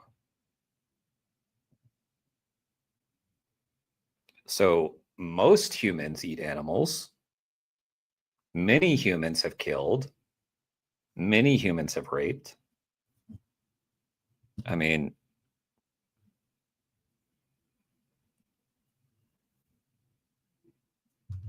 My argument is that they are savage by nature, right? Whereas most humans aren't. Correct? You can go to extreme. I don't know that. And you going to the island is the same extreme of you going to the prison population. It's pathetic. Majority of humans don't do that, Richard, right? I know you black-pilled and hopeless. You think, I don't believe in society either. But let me tell you something. You agreed that most of society doesn't rape and kill. Right. So if we're just looking at... Also, there could be a reason for that, like laws and stuff, kind of how like we do rape and kill animals by the billions, and there's no laws against that. So averages, if we're just looking at averages, humans are much different from animals. Huge. Okay, well, it's kind of strange that you brought up that chickens would kill if given the opportunity. Well, humans do that. By the way, he's talking about humans raping other humans, but most people eat meat, where rape of animals is an essential part of that industry to keep the animals in perpetuity. That has to happen. So actually he's contradicted himself, because actually most humans do that. Just because they aren't the one physically doing it, but are the ones paying for it. Plants Mary can sometimes emerge due to stress, lack of space, and the inability of animals to engage in their normal social behaviors. Not sure if wait, hang on. I'm on top chat again. I think I missed a comment. Okay. In the wild, female pigs, sows, have more agency in choosing mates, and natural selection favors cooperative and non-coercive mating. However, in factory farming or confined spaces, unnatural aggression can sometimes emerge due to stress, lack of space, and the inability of animals to engage in their normal social behaviors. Great point, Plants Mary. Bird and Jedi jerk deflects as soon as he loses the... Yes, that is a common trend of this debate. Are we going to call this a debate? It's sort of a debate. Just a different species. Okay, well, do you want me to say that animals are savage, not just chickens? Do you hold on? Do we even agree, or do we have to define the word savage? If chickens are savages and they'll like kill and eat other animals and everything, like why would you want to continually breed them into existence? Boom. To eat them? Yeah, but wouldn't that make you a savage? Like, why would you want to commit harm and suffering to another species? Because I just told you that there's a huge fundamental difference from humans and animals. Okay, so if there were, say, a group of humans that were trait equalized to chickens, where they're savages, they'll kill and rape and murder, would it make more sense to wipe them out by some means? Richard, we put them in jail already. Correct. Yeah, sure. So why would you be in favor of putting them in jail versus breeding them and then killing and eating them? Because there's a chance you could get the wrong person. Okay, well, let's say that chance were not possible. Then this is not even a debate. Let's say This is like one of the... I'm sorry, but this is someone who really lacks the ability to think. It is kind of mind-numbing. I feel like I'm getting dumber just by listening to the guy. I don't know. Do y'all feel that too? I don't know. I feel like this is punishment of my mind. I forgot. I think because, you know, if I'm reacting to a video, I watch it all the way through, but I probably skipped around in this one because it's actually painful. Hold on. Let's say fairies come down. Let's say Zerka gets a Tetsaiga and beats Sesshomaru in a battle. Does that make sense to you? Yeah, so whether or not a hypothetical is realistic or not doesn't matter. The point of a hypothetical is to test logical consistency. Right. Couldn't I just confuse the audience by going into insanely hyperbolic hypotheticals? Wouldn't You used a hypothetical, you moron. You're the one who brought up if chickens were the size of velociraptors, which we found out in our chat that they're actually the size of turkeys in real life. But you were thinking of Jurassic Park, of course, so you thought they would be like the size of a Buick or something. So you are the one who started using hypotheticals, you idiot. that it seems like I don't see how that's confusing. I'm trying to center you in a simple argument, and you're trying to tell me about a fictional Avatar Wonderland, right? And it's like, if anyone was watching this, they'd say, you know, Zerka's So, Zerka, you brought up the chicken thing, chickens being the size of velociraptors, because you wanted to test Richard's morals. Richard's doing the same thing to you by bringing up hypotheticals again. Dodging hypotheticals just shows that you're losing. The reason why you start saying this is unrealistic, so this is not a debate anymore, it's because you're trying to back out, because you're getting owned. And it's really sad because, like, Richard is like, has the appearance right now that he's like kind of disengaged and still destroying you. I mean, Richard is on it, but he is like kind of bemused. Like, his MO right now is like, this guy is very amusing to me, and I'm like feeding him rope. trying, and Vegan Gains is kind of trolling it, right? Kinda. At this point, yes, I would be. I would be. So I don't understand why you'd want to continually breed animals or any species further that is savage, quote unquote, that will kill and rape. I don't know why that would be the ideal situation. Wouldn't you want to wipe them out so that they don't commit harm? You just said kill and rape. What human is being killed and raped by a chicken, Richard? I never claimed there's a human being killed and raped by a chicken. Exactly. And what do we gain from the chicken by breeding them? It's we almost don't really gain much. We actually We end up don't gain reducing anything. our food supply when we consume animal products. Oh, that's a different argument completely, you know, and I probably agree. You literally asked him, what do we gain? So he answered the question. Yes, it's a different argument, which is the question that you asked. So yes, it's a different argument because you asked a different question, Zerka. My God. Agree there, but billions and billions of dollars, that's a lot of jobs you're going after right there, you know. Intellectually dishonest is one thing. I think intellectually incapable is another thing. And I believe that we have a bit of a combination of the two. You're saying that there's, how about this? Give me one positive of breeding and killing and, you know, poultry. Go ahead. Give me one positive of poultry. Go ahead. I don't think there's any. I think there's you're only being bad faith downsides right now. I think you're lying right now. There's only No, downsides. there is literally no benefit to this. As Richard mentioned, we are reducing our food supply. We're spreading pandemic disease. We're spreading suffering. What's the benefit? It's not protein, because we can get protein from other sources that aren't harmful to animals, the environment, and to our health. We're not getting benefits from this. It's only downsides. I'm not actually convinced. If you give me one upside, I'll go vegan for a week. Okay. Well, yeah, you don't go vegan for a week. That's just not a thing that happens. That's sort of a misunderstanding of what veganism is. Well, you can't go vegan for a week by definition, but all right, how long do you want? Well, the only way for you to go vegan is to adopt the ethical beliefs and lifestyle choices of a vegan. You can't go vegan for a week.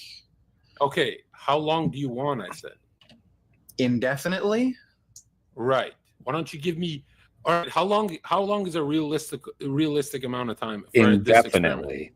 Indefinitely. No, indefinitely. Is all your so, answers just John, extremes? You just go to infinity for everything? Yeah, I guess. Yeah, it's not really that extreme to suggest that we don't partake in the things that you're saying that animals do, which makes them fair game. Maybe we shouldn't do that to animals then, because maybe that would make us fair game by your own logic. So, John, you're just fucking with me. I can't even remember what we're talking about now. All right. I'm sorry. You know, I do that. We go off topic too much, but we were talking about, is there one? Richard, amazing restraint to not call him a fucking idiot in that moment, because I think I would have probably gotten kicked off his stream or whatever. Good thing about the poultry industry, you know, and it's disgusting what they do to these chickens. You know, I 100%. Yeah, I'm not convinced there's any good thing. So, as far as contributing to the food supply, contributing to the food supply, I don't think it actually does that, because what about the market? You have to grain feed chickens. What about the market? The market. Right. People's What jobs. do you mean? Why do you mean by the market? Why wouldn't they just have different jobs?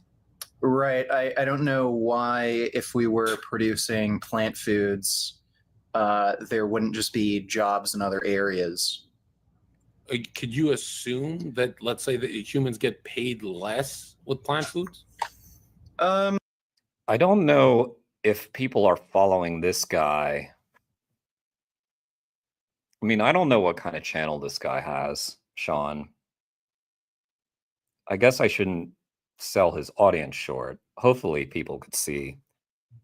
I don't know. I just don't know what kind of content he produces and why anyone would consume that content except to laugh at it like we're doing. And also just to showcase Richard. Maybe, but not. Oh my God. Did you say maybe? Really?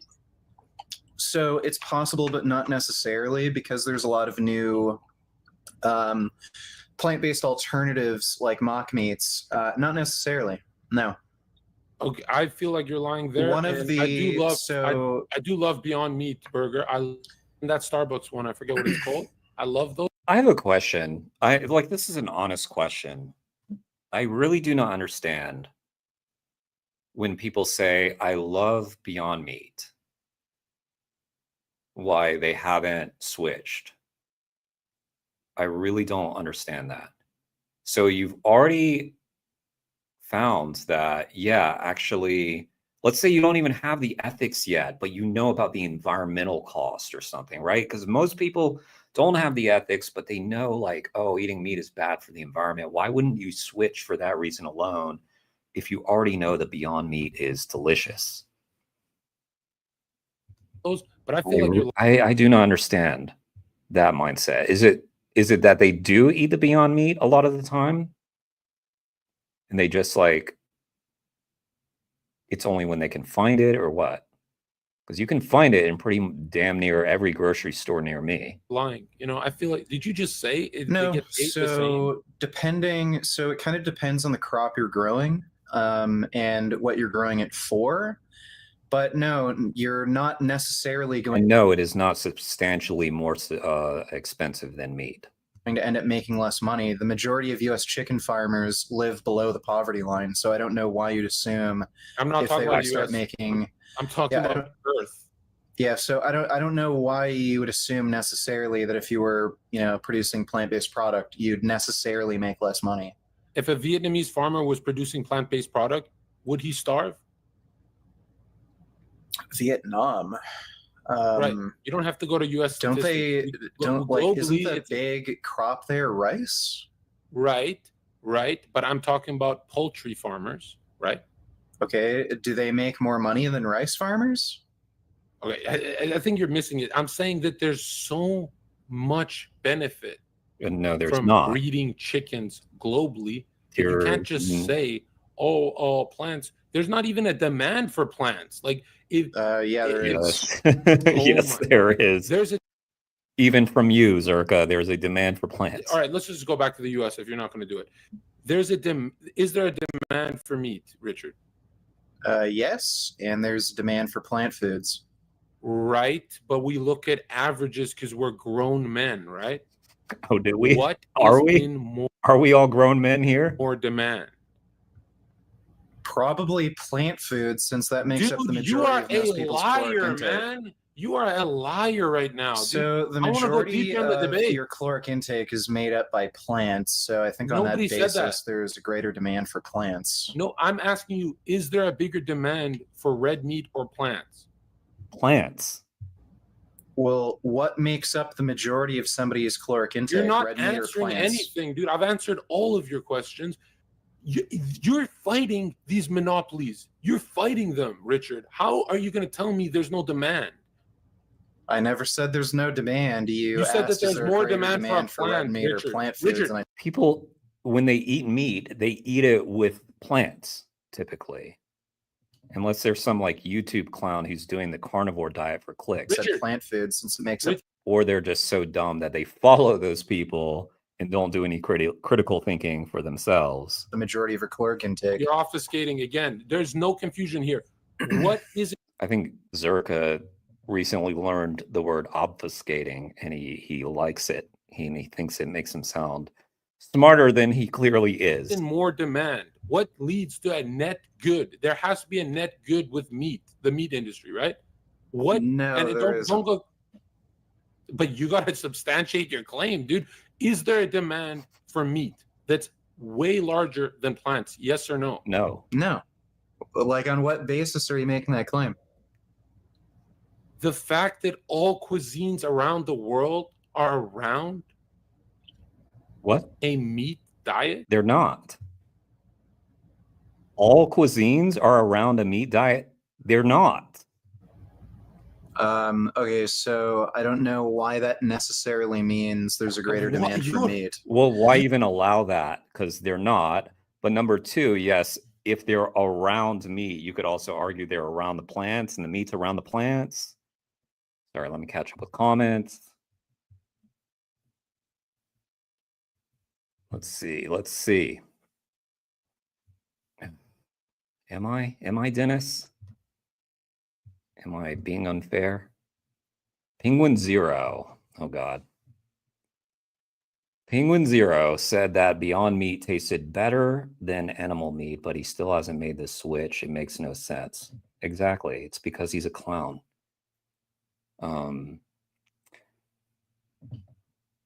Governments heavily subsidize the price of meat. Yes, that is one of the reasons why meat is still fairly expensive, honestly, to be honest. If we're talking about steaks, he's talking about red meat, by the way. He keeps bringing up red meat,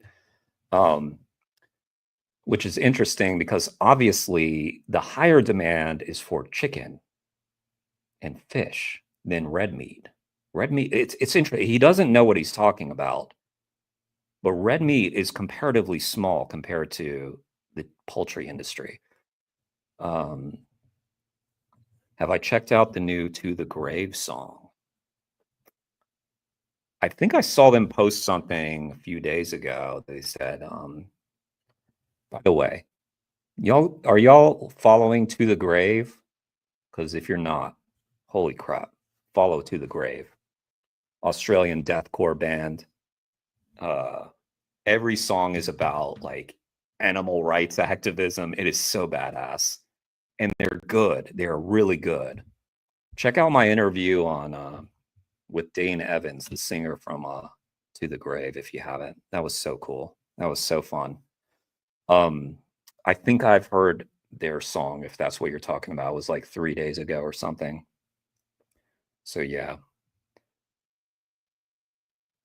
According to Dennis, meat loses its meat taste when mixed with plants, and that's why most people do that, because they actually don't like that taste. They like the taste of the seasoning.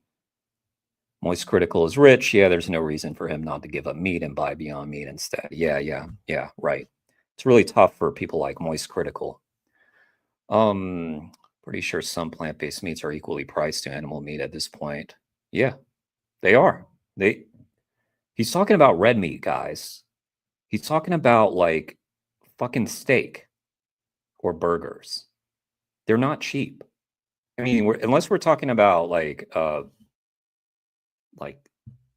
fast food, and even fast food I hear is not that cheap anymore. So yeah, not even that is cheap. I could be wrong because I haven't eaten fast food in quite a while, including the vegan fast food. I've really stopped doing that. I did when the Impossible Whopper came out. I was eating the Impossible Whopper, and I did eat the KFC Beyond Chicken when that came out. But really, since then, I have not done fast food. A lot of vegan metal bands on Spotify. Jedi, can you send me a list? Can you start listing them? Because I want to know. Architects, Cattle Decap. I think Cattle Decap is not vegan.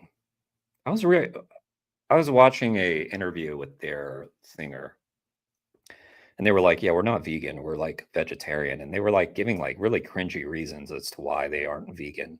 Like it's tough on the road or something. I don't know. I'm not trying to throw shade on those guys. They're probably cool. I have one of their albums. If the content is about it, I guess. But yeah, To the Grave is like way above them, in my view. To the Grave is like where it's at. Meat taste without seasoning. Dennis, come on. Just stop hurting animals. Can you just stop hurting animals? Can you stop hurting animals? Please. Am I just going to say that to you over and over and over again? Stop hurting animals. Who cares what it tastes like? I think Veil of Maya are, but not sure. Interesting. Well, you guys know what? Chris Hines, who also was an interview on my channel, we talked about how he's making a film about veganism, animal rights, and music. So look out. If you're not following Chris Hines on his Instagram, look him up. And Taking Note film. Taking Note, that's the name of his film. It's not out yet, but when it comes out, I'm excited. And then, yeah, you can also watch Moby's documentary called Punk Rock Vegan Movie or Vegan Punk Rock Movie. I can't remember which, but it's free on YouTube. I believe you're right, Plants Mary. Unfortunately. I mean, yeah, I don't really know. Vegan Punk Rock Movie. Let me just link to that. That was a cool thing.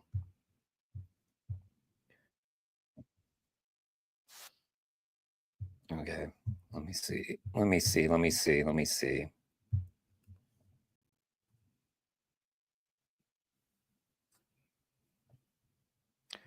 All right, there we go. I know, Dennis. I know that about you, Dennis. Do you smoke weed, So dude, or can are you you- high? But apparently you care. If you look at the majority of somebody's caloric intake, on average, it's not from meat. So Correct. I don't know why you would assume that there's a greater demand for meat than for plants. I didn't say that. I'm asking you, is there a larger demand for meat or plants, Richard? He answered, I would say plants. And since that makes up the majority of your average person's caloric intake. You know what's so funny is if you were Look, if your point, Zerka, is that there's a larger demand for meat over Beyond Meat, we will grant you that. The meat alternatives. You're forgetting that most people eat plants with their food. Like, as Richard mentioned, rice. Rice is like one of the staple foods. right, you wouldn't even have a channel. You wouldn't be fighting the status quo. That's what's so fucking weird about this. Yeah, take. so if you look at staple foods in every country, rice, devil is beans, near. potatoes, and oats, those are all staple foods in every large, successful society. So I agree. I don't know why I would assume there's a greater demand for meat when Staple foods are never animal products. Right. And the wanna go into majority prices? of everyone's Should we caloric do intake prices? is from plant foods. Would you be less confused if we did the pricing on plants and animals? What are you talking about? I don't know why something being more expensive means there's a higher demand for it. Let's just go back to empathy then. Okay. Let's just go back to empathy. Okay. Are you going to express any empathy for the animals that you have butchered? I guess Okay. I asked you to define human, and you said human is who points out someone else's human. Can you explain that again? So Like, I we just have to agree. We defined need some common so ground. I just defined human as someone who society would generally agree upon is human. You could say Homo sapiens, so some sort of genetic code, somebody who is born from a human and can interbreed successfully with humans. We could use any of those definitions.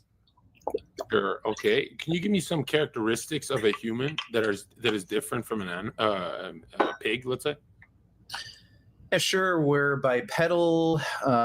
In general, we are more intelligent. We have the capacity for language, tool making.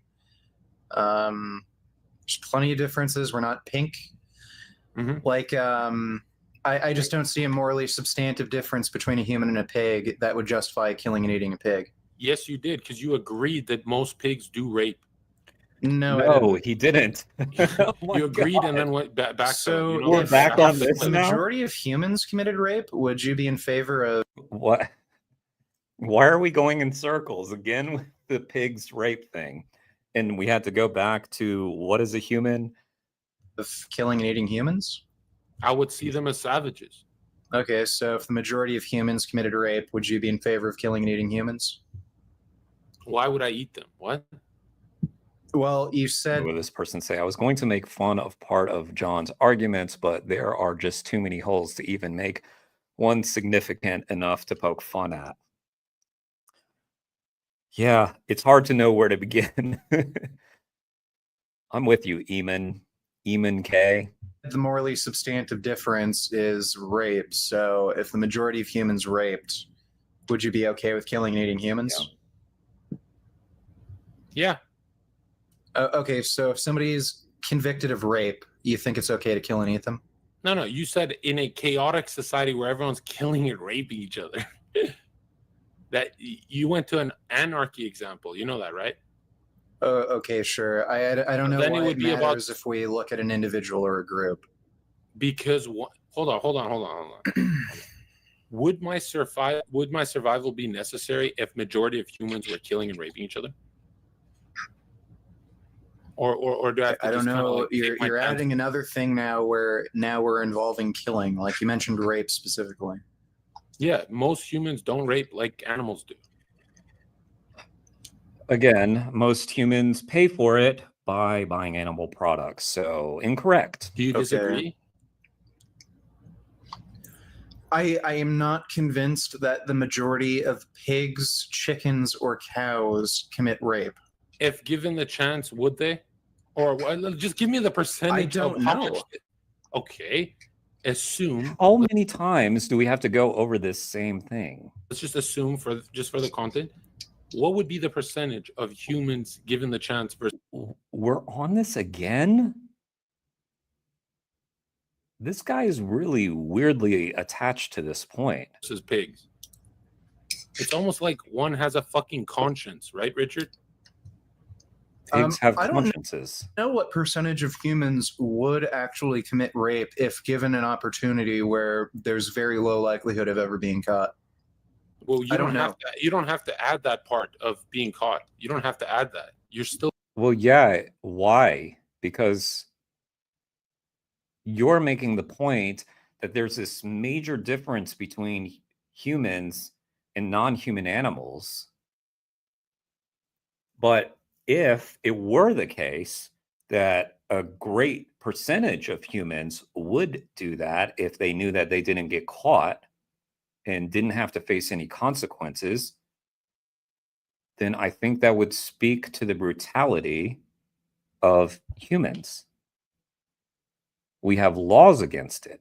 Still losing but the debate. Oh, you're no. Add that hang part on. of being caught. You don't have to add that. You're still losing the debate. No, he's not losing the debate. No. This is like getting fucking weird and confusing. So, what is your claim exactly? That there's a fundamental difference between humans and animals who are savage. Okay. Okay. So, if we're we were to using- find savage humans, so say humans that commit rape, you'd be fine with killing and eating them? We put them in jail already. You don't have to eat Right. them. What the hell? Holy Okay, shit. so let's get rid of the eating part. Are you in favor of the death penalty, say, for somebody who commits rape? No. Okay, well, you're in favor of the death penalty for animals since they. Because I'm telling you, there's a fundamental difference between animals and humans. Right, and you guys are going through those differences right now. Okay, well, apparently not humans that commit rape, since that was your standard. All right, here, let me make it easier for you. What if I am for the death penalty. Do you? Okay. Yes, go ahead. All right, so go on. I'm for it. And you said you're in favor of the death penalty. Right, to anyone who commits heinous acts like that. Okay, so you're in favor of the death penalty for rapists. Yes. Does this make me now morally consistent? Well, you just contradicted yourself because first the answer was no. Now the answer is yes. That happened within like the span of 1 minute, by the way. Y'all heard that, right? He did ask, Richard point blank asked him, are you in favor of the death penalty for rapists? Then he said no. And now the answer has changed to yes. And I wonder why the answers are changing.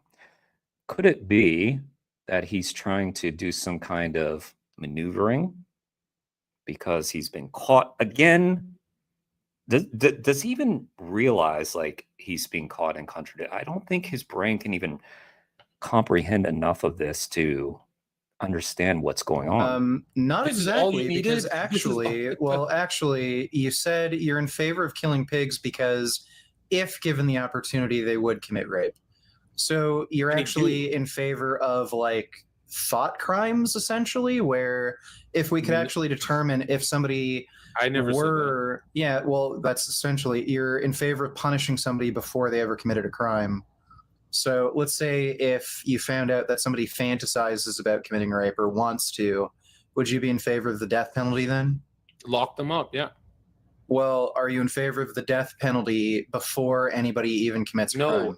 No, and I don't believe in thought policing, all right? I'm Okay, telling well, you. then that's You literally just said, yes, lock them up. Empirical evidence. You agree. Hang on. Or anybody just lock them up, yeah. Well, I can't. So let's essentially, you're in favor of. This guy, his brain is mush. This is talking to someone whose brain has turned to mush.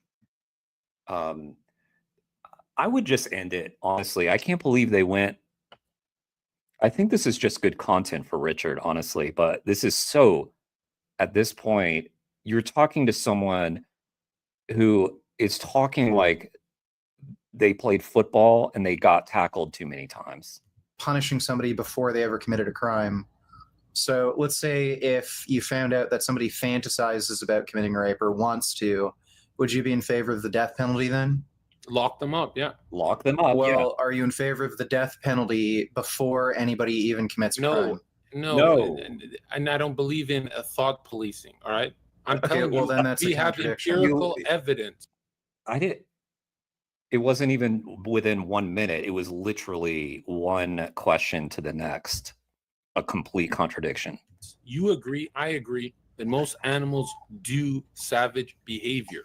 They don't have the empathy you think Definitely humans do. not. They don't.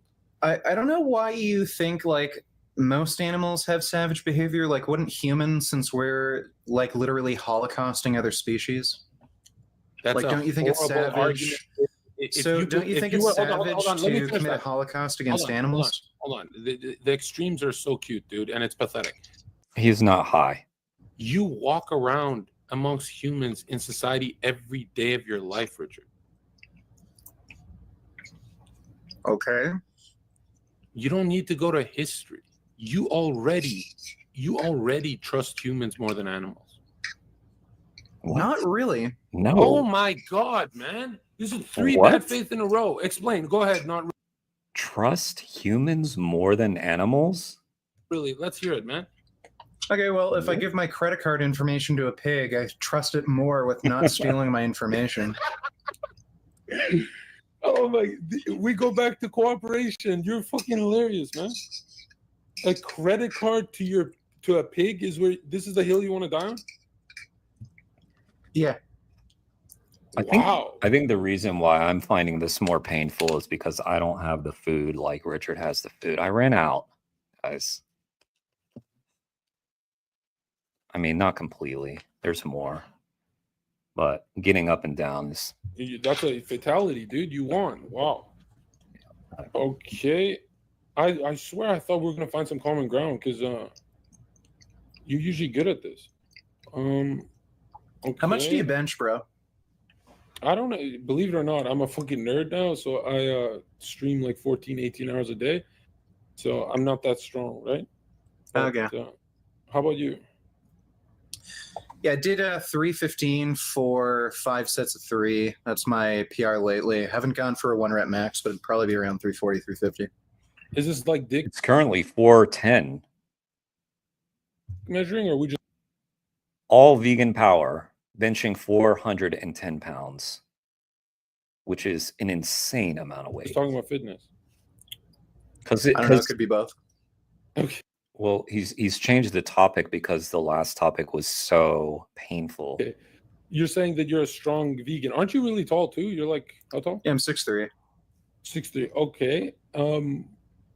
I guess you probably think you won that debate. I probably think I won. Can I ask No, you I questions definitely then we won. can just Yeah, sure.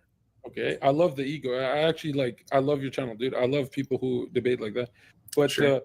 I guess now that we're done the debate, how about you just win me over? Because I do feel like I won, but you can easily win me over because I've been defending you vegans for years on Twitch. That's why when you emailed me, I actually thought that was like the lowest IQ move anyone's ever done. But you have a lot of hatred for other vegans Man. on the internet, right? I don't know if I have a lot of hatred for other vegans. There's quite a few that I dislike. How come you never ally? It's almost like they're taking your views and you have to compete with them. Wouldn't it be better if you guys allied up? Yeah, it would. The issue that I have with a lot of vegan organizations is they're run by like crazy radical feminists, and their politics are just, insanely fucked up. Are you a Democrat? So, no, I'm not anything. I don't identify with any political party. He lives in Any thoughts on Canada. abortion? I thought this guy said that he watches his channel a lot. He's Canadian. He's not Democrat or Republican. So I've changed my stance on abortion. I think abortion's fine before the fetus is sentient, but after Sorry, let me it catch becomes up sentient, Okay. We might be done with the debate. Let's see. 10 seconds after it was weird, right, Dennis? This guy always saying bad faith or lying whenever Richard says something he disagrees with. It's funny when people claim VG must be on steroids to cope with the fact he's so muscular as a vegan. Similar to how vegan influencers get accused of wearing makeup when they say they don't because people can't believe their skin would be so clear. Yeah. I mean, in many cases, it would be immoral. In circumstances of rape or coercion or something like that, I think it's okay. When is it sentient? I'm not entirely sure. I don't have a strong stance on that. Are you agnostic or atheist? I'm atheist. Why? Like, what holds you? I spent my whole life like that, but why? I haven't seen adequate evidence of a God existing. There's issues like the problem of evil where we might be done with the debate, which might be. Let me the just skip possibility of ahead a little bit. God, then tell me. Because I'm not really interested in grasp this you don't guy's understand. views about God. So tell me, what's the shape of the Earth? Oh, good one. Is this running, or you don't want to do the God debate? Not interested. You can change your title Sorry. to whatever makes you feel comfortable. But anyways, let's go back to veganism because I have to go to stream soon. Okay, Just good. win me over because there's a lot of arguments I don't you. know about. Like, what is that Hong Kong study that's like 1980? Basically, like most China study? most of these people in China ate meat and they live longer. The Okinawa thing, they eat a lot of fish and stuff like that, and they have the longest life expectancy. Is that all like memes and shit, or is it real? So I think you're talking about the China study, and the China study found that the more plant-based somebody ate, the lower their cancer risk. There's been a number of studies after that. The Adventist Health Study 2 found that vegans had the lowest overall risk of cancer, and specifically for female cancers, so breast, cervical cancer, vegans had the lowest risk. And I think also vegans have a lot less, a lower blood pressure too, I think, right? Yep. On average, vegans have lower blood pressure, lower cholesterol, so lower LDL. They tend to have lower risk of chronic disease like heart disease, diabetes, cancer. They tend to be fucking awesome, I think is what Richard is getting at. But when I went vegan, I just became such a badass. Like instantaneously just became a badass. And I think that's the only measurable thing. They tend to, on average, be at a healthy body weight. Yep. And they live 10, 15 years more, or was it 20? So I can't remember what it was. I think it was. I mean, this guy. So this guy believes that vegans live 10 to 15 years longer, and yet he's arguing against veganism. That is truly something. Truly something. 7 to 10 years longer, something like that. That was the vegetarian vegan Adventists. I know this is anecdotal, but if you have to agree that most vegans they're not jacked up like you in that photo, right? Sure. Who is? Is it possible? Who is jacked up like Vegan Gains? Because I haven't seen many people ever that strong. That you're just genetically inclined to look like that, and most of them aren't really gaining much. Like I'm talking about. No, he has a real interest in fitness and lifting weights. That's what his channel started out as. Bodybuilders, you know, I know you're gonna go to the vegan bodybuilder thing, but you show some really cringy examples of steroided up guys who look very androgenic. Oh, here we go. Like who?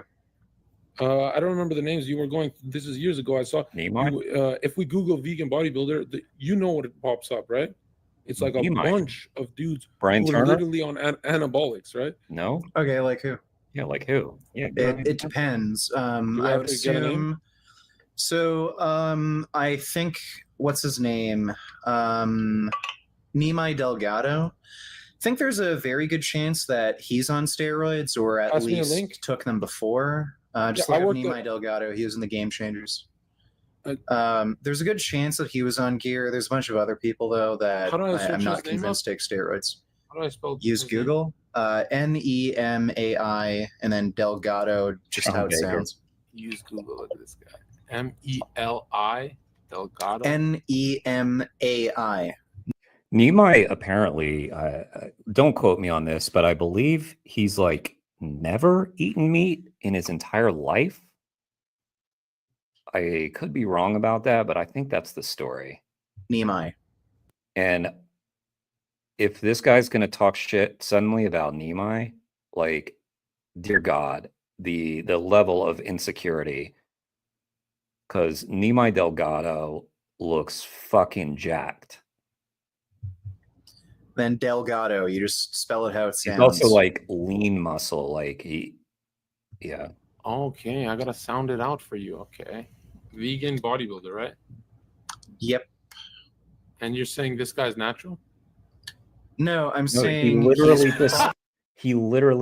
this guy, he doesn't have working brain cells. He literally gave Nimai as an example of someone he thinks it's possible has used steroids before.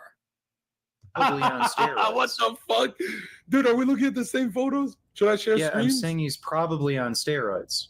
Guy doesn't You're the most bad faith dude I've ever met in my life. A men's physique pro is probably or is on steroids. There's no way to know for sure, but I'd Yeah. say, yeah, there's a very high probability that the guy's on steroids. You're telling me humans can have that DHT paper thin skin look naturally? It's possible. Yeah, there are genetic It's freaks. just you're an ideologue, dude. If you think this guy's No, he literally just said there's a good chance. Oh my god.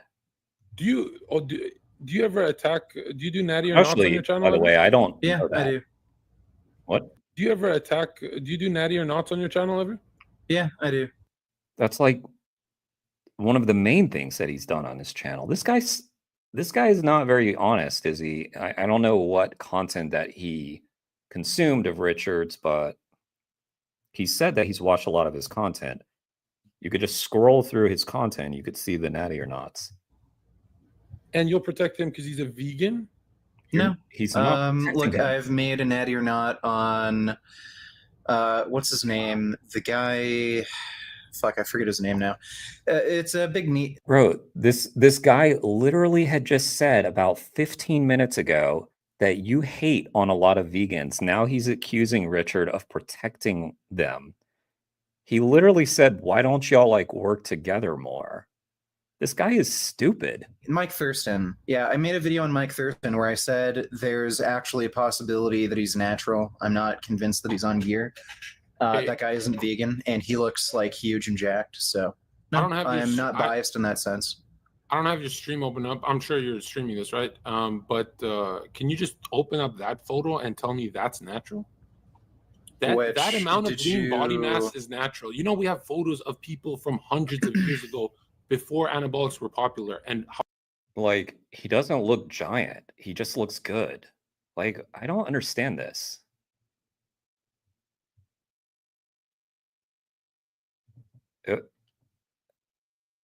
how soft humans used to look. You think this is Yeah, natural? and nutrition and everything was different. So I don't know. Oh my god! When Did you this do that guy- nutrition argument? The nutrition argument. So yeah, guess what? There's people who are genetically gifted. There are, like, I've seen him next to people. It doesn't look nearly as big when he's next to other dudes. So yeah, Right. depending on how He doesn't actually look that huge. He just looks ripped. you store body fat, like the way your muscle insertions look and everything, and you're really genetically gifted, it's possible, but I'm pretty sure he's on gear. I'd say like 90% chance.